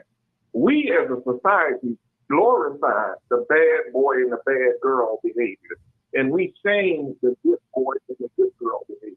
We make the good people feel like there's something wrong with them or it's something they doing wrong.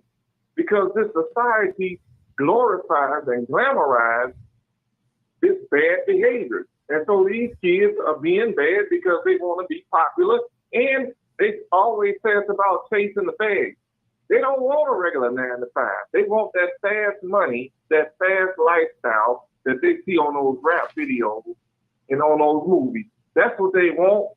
And so the preaching, the lecturing, is it working? It's only going to work on those that want to be saved.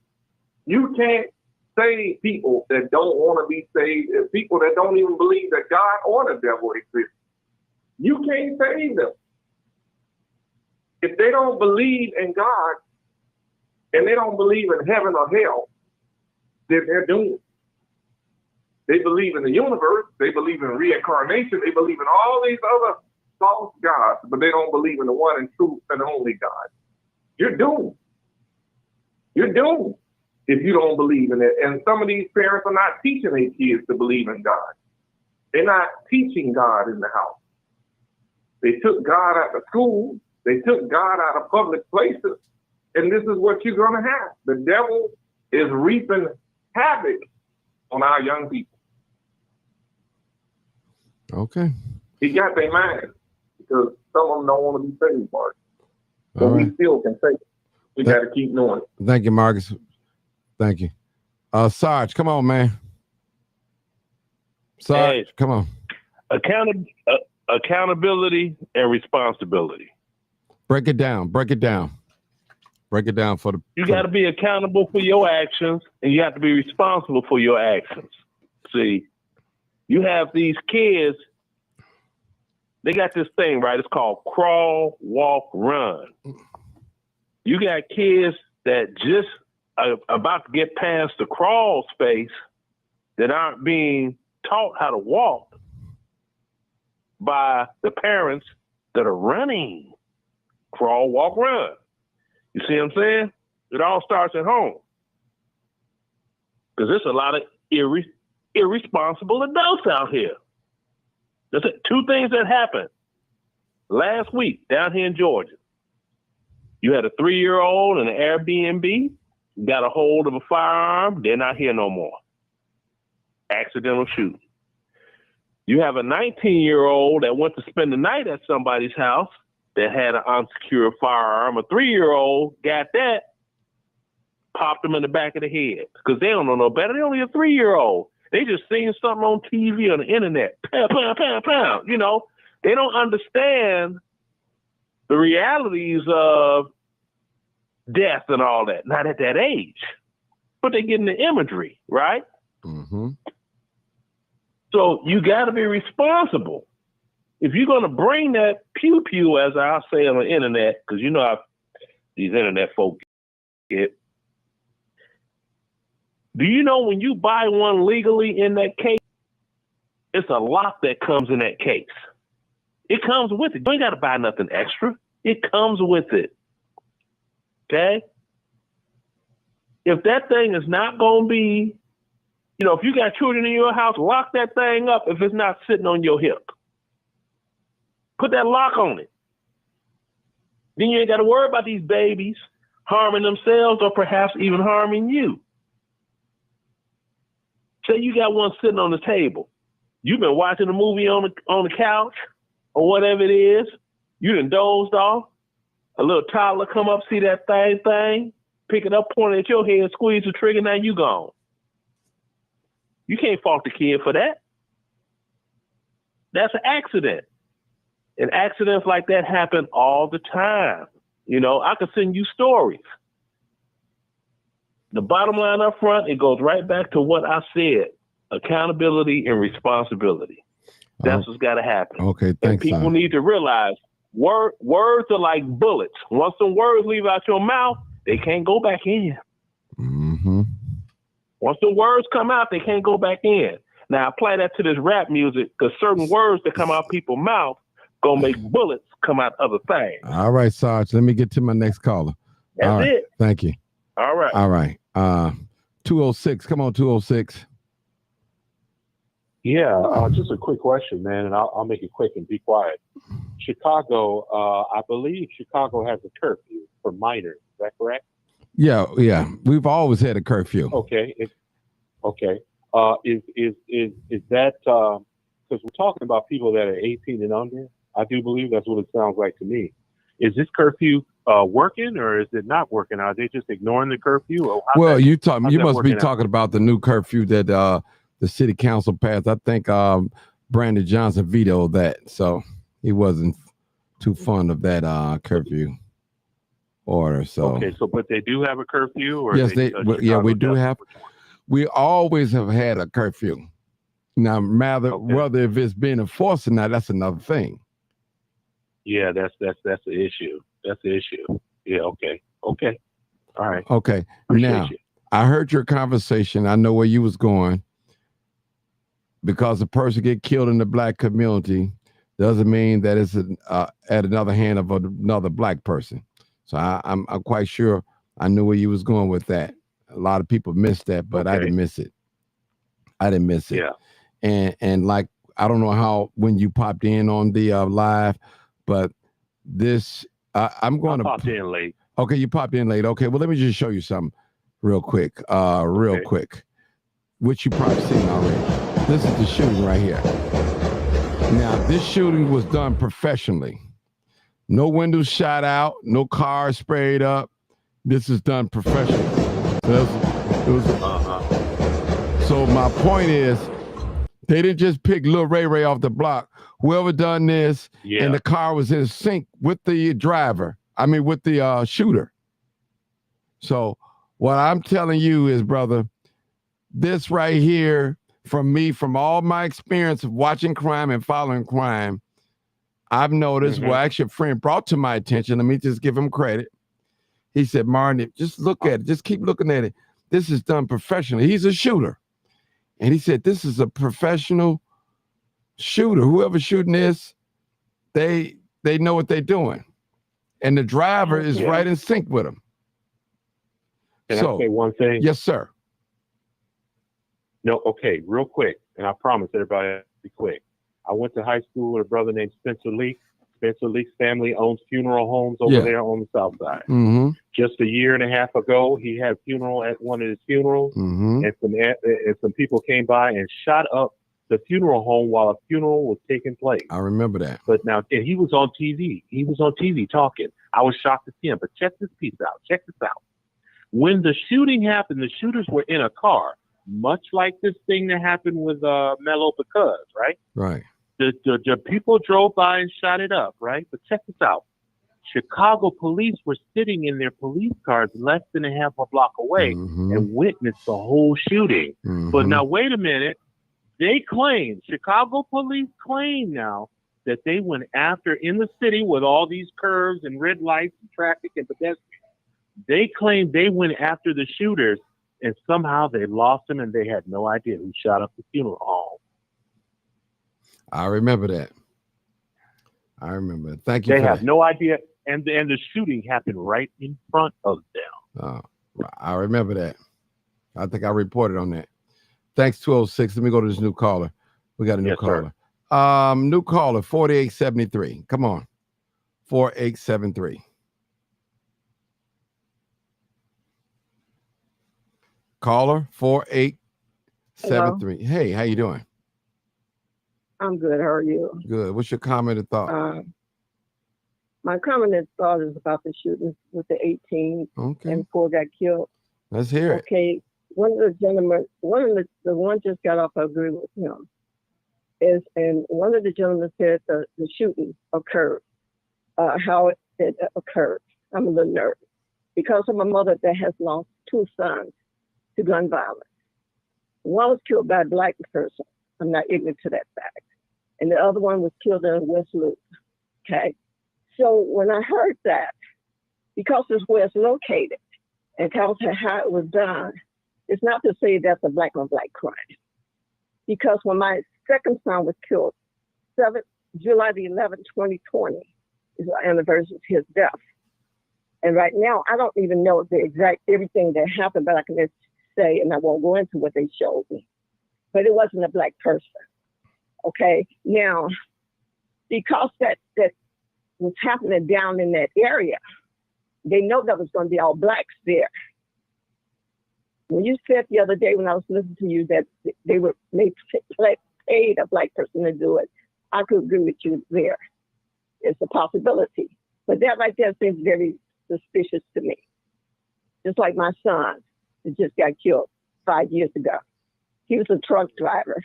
Just came from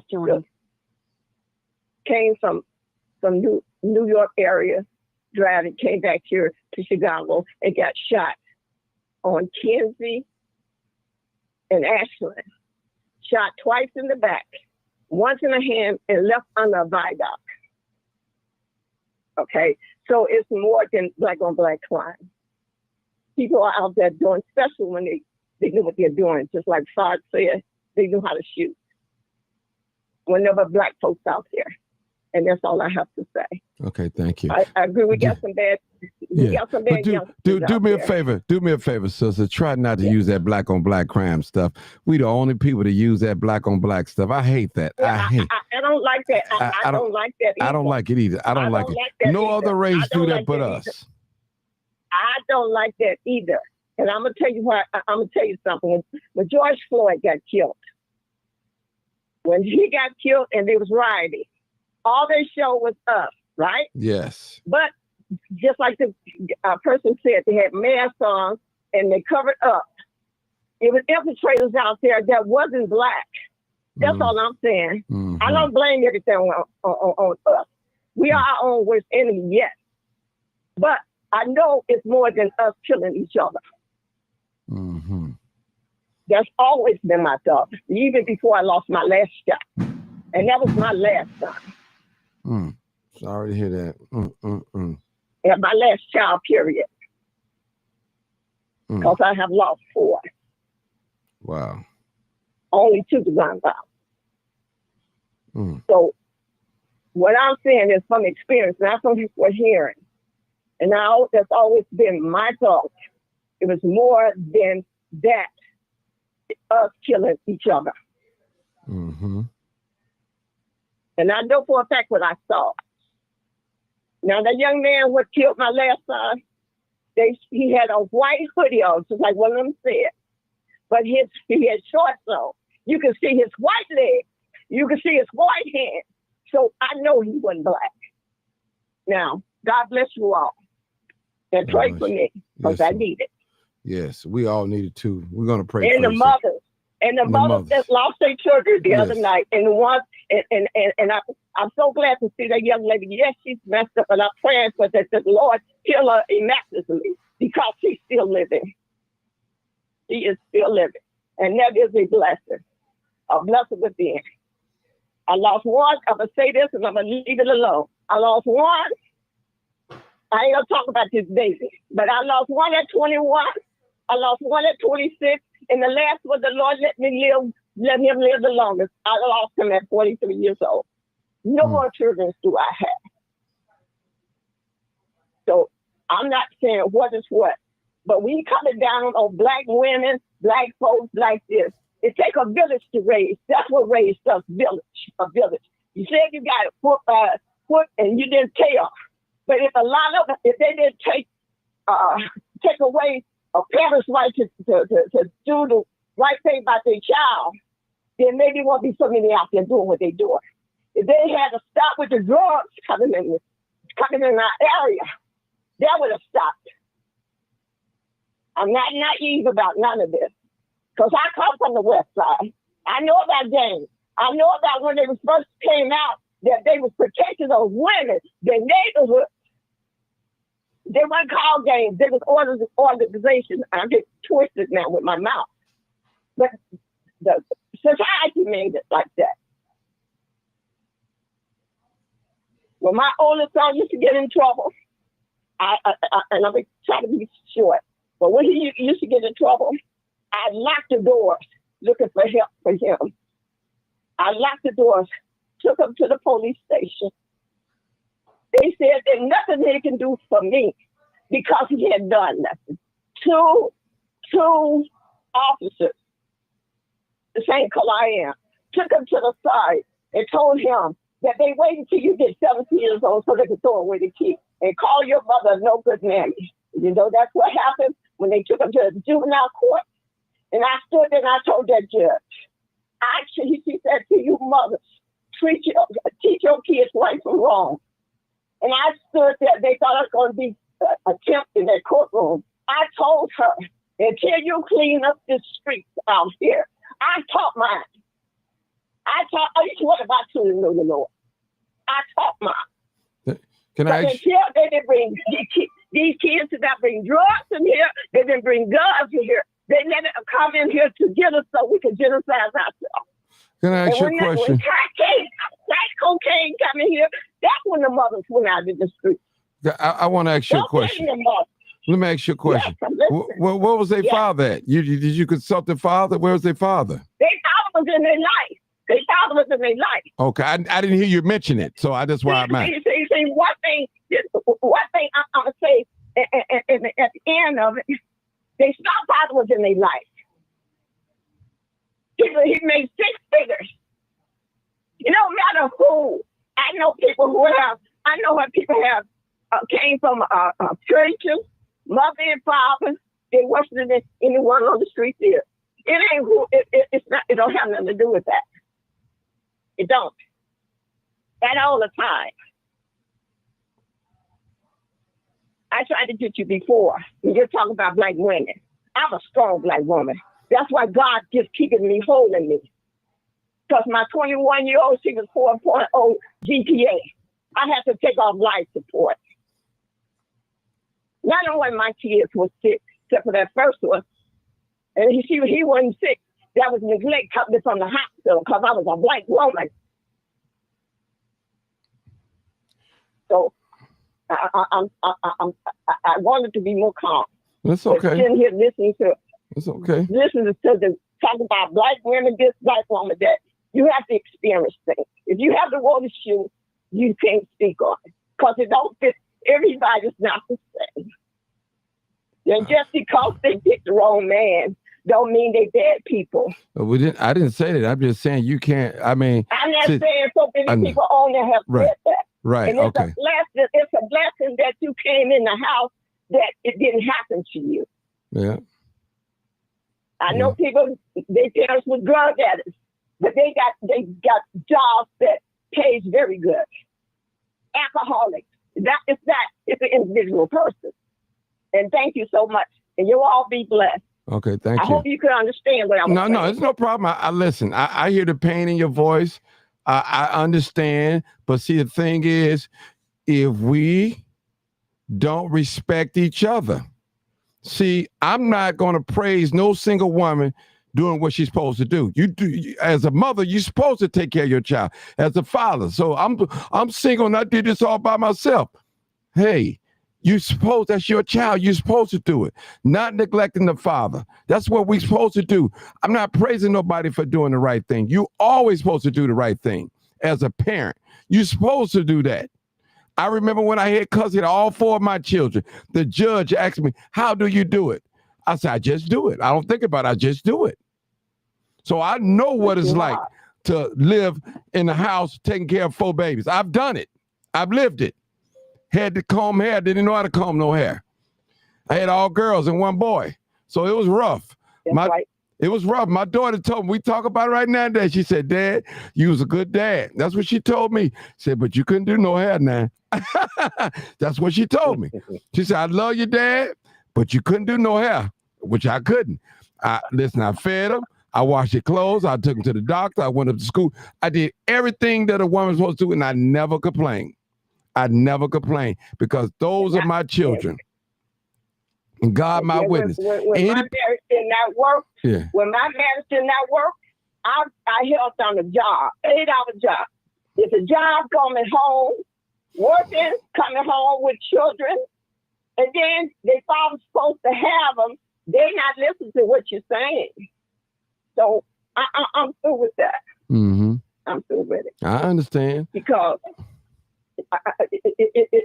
it just gets me. And I'm not nervous because that was my last child. You know, and I will say this. I was at a funeral when they came and got me, and they came and got me from the funeral. I never had been around a lot of people because of the pandemic.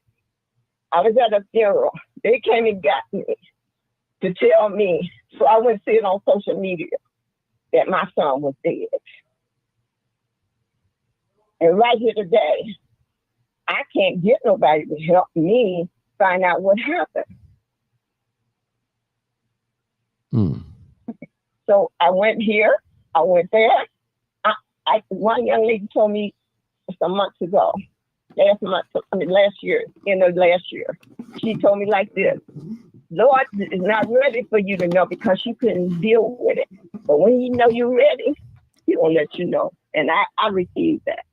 I received that because I know the Lord. I love Him. I know I'm not ready.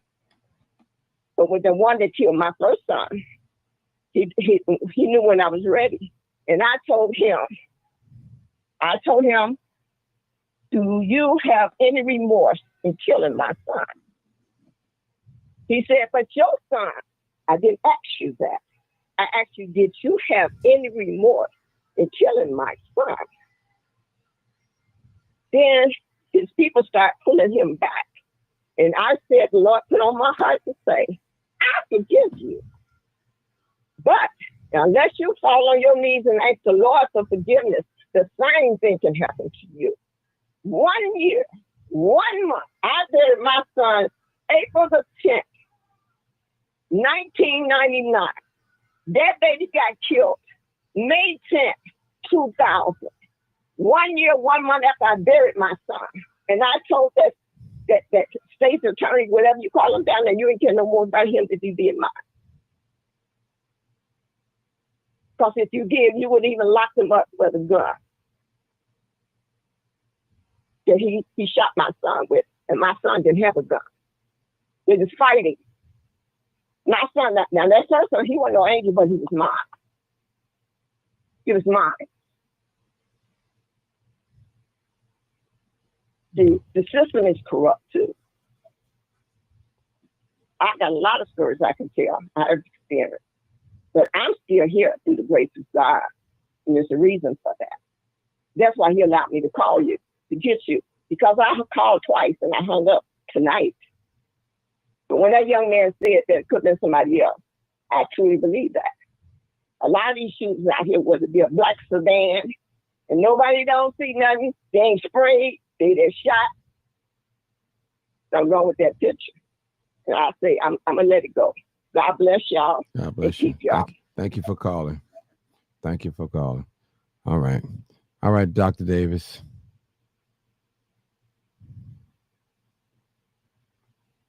I have to get off here. I'm not going to comment on what she stated. God bless her, and I'm going to leave that alone. But my solutions are, because you all, by the way, y'all, I'm female. My voice is not that heavy. My voice is heavy. My solution is this, that I have several. Number one, you're supposed to know where your child is at all times. Especially a 10-year-old out at 2 in the morning. That is very difficult. No, we do not have a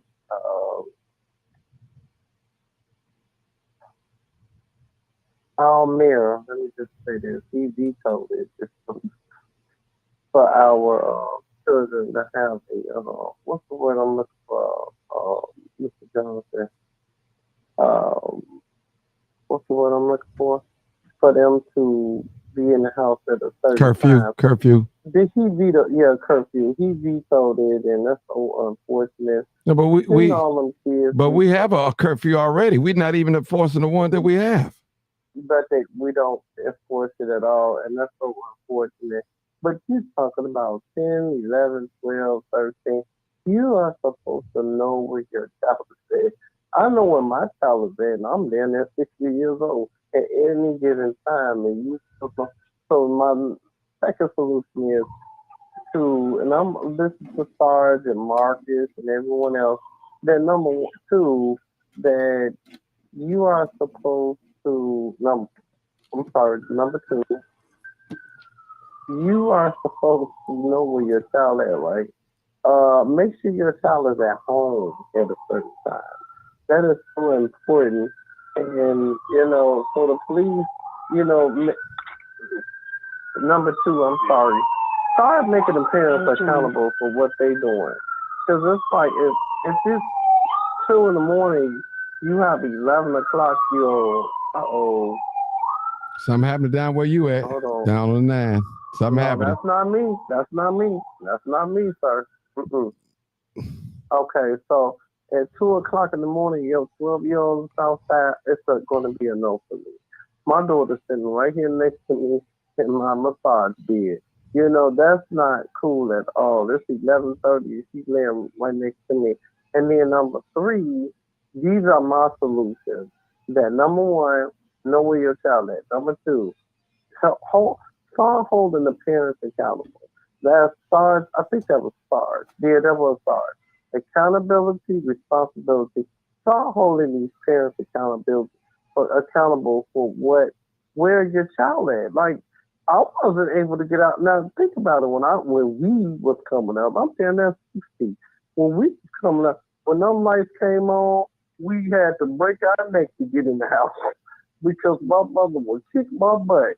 I don't do no, and I don't even, these kids. Well, the kids on my block, they don't be out like that because they letting social media influence them. They rather be in the house on social media than on the what's that PlayStation media? Yeah, PlayStation. You heard of it? They play that and all that other stuff. Number 3, I think I'm on number 3 or 4. You have to spend time with your child too. Number 5, you have to talk to your child. That's so important. Number 6, if you have to, get therapy for them. Because some people, as a clinical psychologist, that humans, I'm going to say this in the nicest way, that a lot of crack kids, and I'm not trying to send people out there, raise kids, or their parents don't raise them, the grandparents. You have kids that's been on, unfortunately, with crack and heroin, because I see a lot of kids on heroin now. And unfortunately, you have this drug in your system. It's just so many different variables that we have to consider. So my solutions are the rest. Like really, people, you have to get it together. I'm so sorry for the mother that just spoke. I'm not gonna speak on it, but it's not easy out here because I have an uncle who lost both of his kids too. He didn't lose them to gun violence or none of that. But yeah, so that's bad. I'm sorry, you cutting me off. Yeah, I'm cutting. Yeah, because I got to go to next to my last final call is Bill, and that'll be it for the night. Okay, that's fine. Okay, come on, Bill. You my last and final. Hey, Martin. Go ahead. We talking about solutions. Martin, you've been given the solution. Your panel, the people on your show have been given the solution for I don't know how many years. You just gave a public service announcement before the shooting happened on Thursday, and it still happened. We all hate to hear about stuff like this, but it's just amazing that people won't take accountability. This stuff starts at home.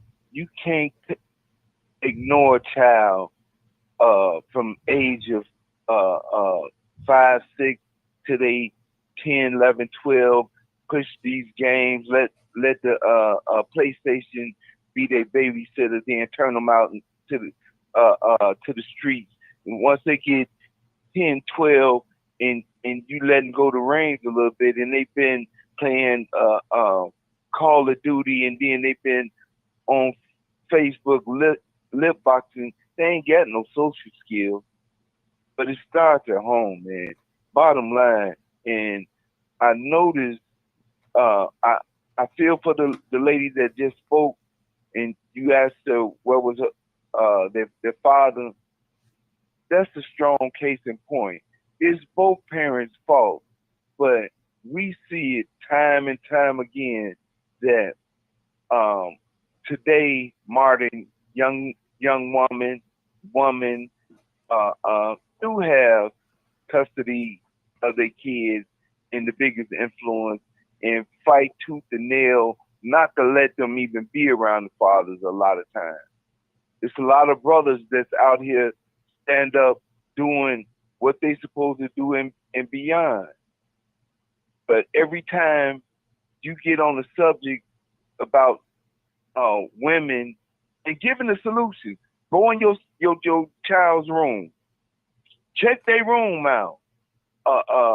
If your son is leaving out of the house and it's 70 and 80 degrees and he got a hoodie on, That's suspect. All these things you've been talking about, but the women, single mothers, feel like somebody's beating up on them, but not stepping up. Most of them, not saying all of them, to the plate.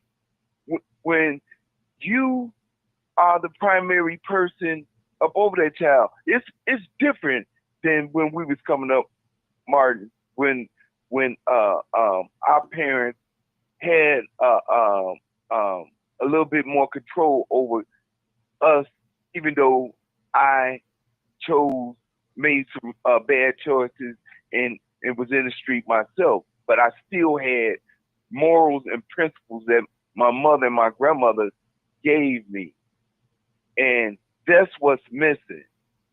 If you ask the average man, 40, just say 35 to 40 something, especially older, we admit to what we've done in the neighborhood or mistakes that we made with our kids.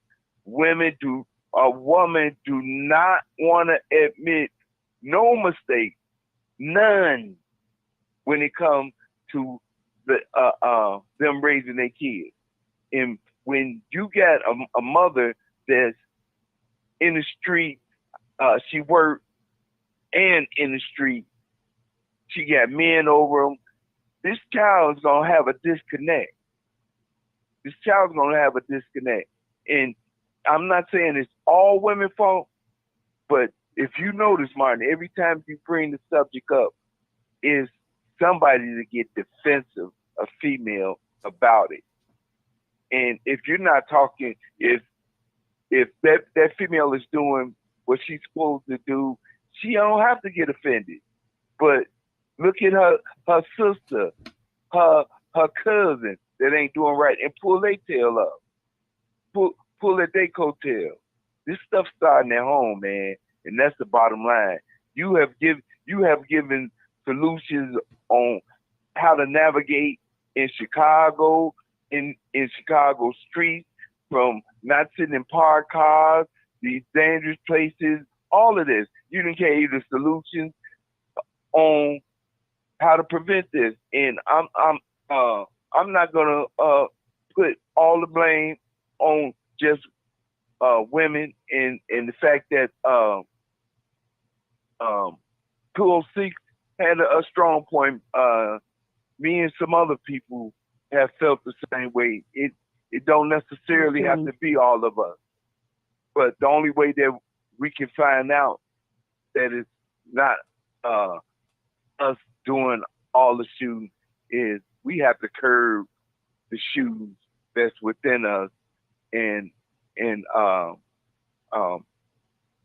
get on our kids and family members about this Facebook stuff. And one last thing I want to add to what you've been saying about thieves on Facebook and all this is these parents can keep up with their kids better than our parents ever could. You got apps that'll let you know where your kid at all the time. And if your kid ain't where they say they told you they was gonna be, you got to stop what you doing to find out where they at, go to where they at and get them. But they don't have no fear. I'm gonna end it at that, Mark. Thanks for everything you've done. Keep up the good work, bro. Appreciate you. Somebody listening. Somebody called back. I believe that 4873 called back. Come on, caller, real quick, because I'm trying to end this session. That's me. Go ahead. I'm not offended by being a black woman because I know how I did with mine. And I'm not going to go into all my business, but I know what I did for mine. I know what I did for mine. When I speak up for a lot of other black women. But I'm not offended. And say we get offended. I'm not offended.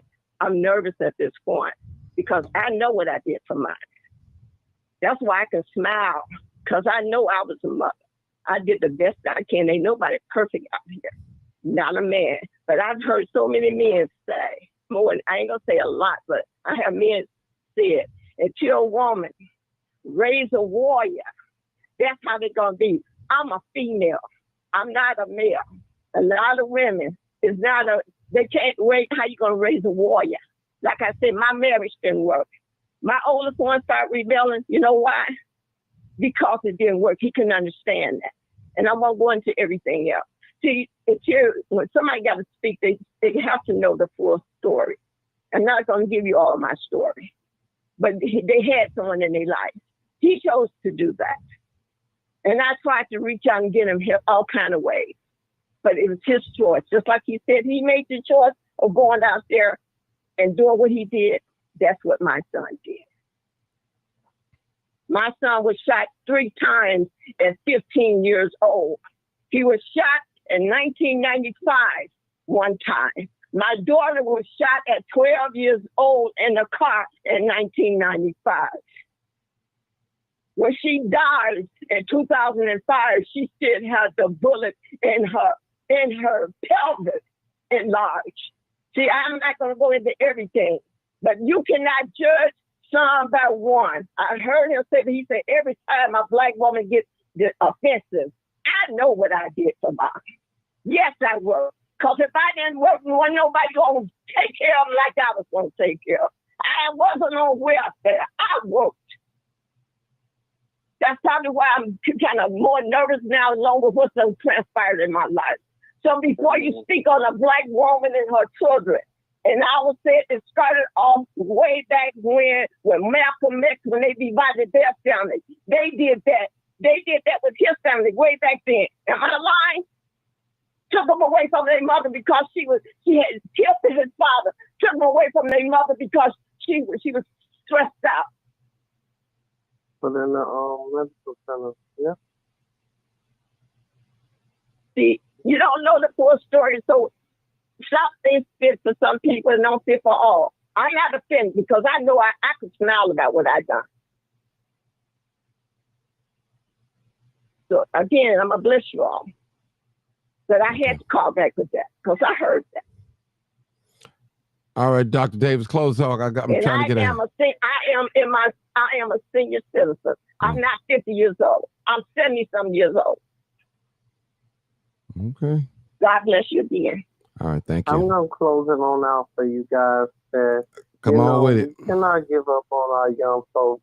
We cannot, but I also want you all to understand that we cannot raise them like, how we was raised. It's not possible because I'm down there 60 raising a 12-year-old. It's not possible. So we have to come up with different solutions to raise these children, talk to these children because it is not easy. And we have to persuade them different because think about it. We were, we didn't have all these computers, social media, all the social platforms. These young folks so stupid, they'll go shoot somebody up and put it on social media. They'll put it on Instagram, Facebook, whatever. They just dumb and good for them if they do so they can get caught. But you cannot give up on them. Please do not give up on them. I talked to so many of them. And then people, we just have to stay prayed up and do what we have to do and be at peace and don't be stressed. I'm so sorry for those who lost their children on here. I'm sure. Okay, that's it, people. Everything is gone. Okay, I guess I hit the button and it just everybody magically just got off. I'm sorry, Dr. Davis. I must have hit a button and got everybody off. I'm including myself. So I'm gonna close it out. I appreciate you guys for tuning in. This is live, uncut, unedited. Again, to the 4 deceased, I want to give my condolences to their family. I'm hearing that it's another person as well as deceased. So I'm not sure of that, but give my condolences. And for all those gunshot victims, I'm praying for you, praying for your families, for your speedily recovery. So I want to thank you guys for tuning in. I make sure that you guys like the video, like it on Facebook, like it on YouTube, Twitter, X.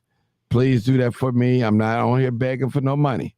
I'm just asking for a simple like and share or comment. That's all I'm asking for. All right, this is the truth. This is what we do here. You already know what it is. What is it? Live, uncut, unedited. Tell the truth and shame the devil. I love being black. All right, people, go in peace. Thank you so much for tuning in. This is your boy Martin G, a.k.a. The Crime Chaser.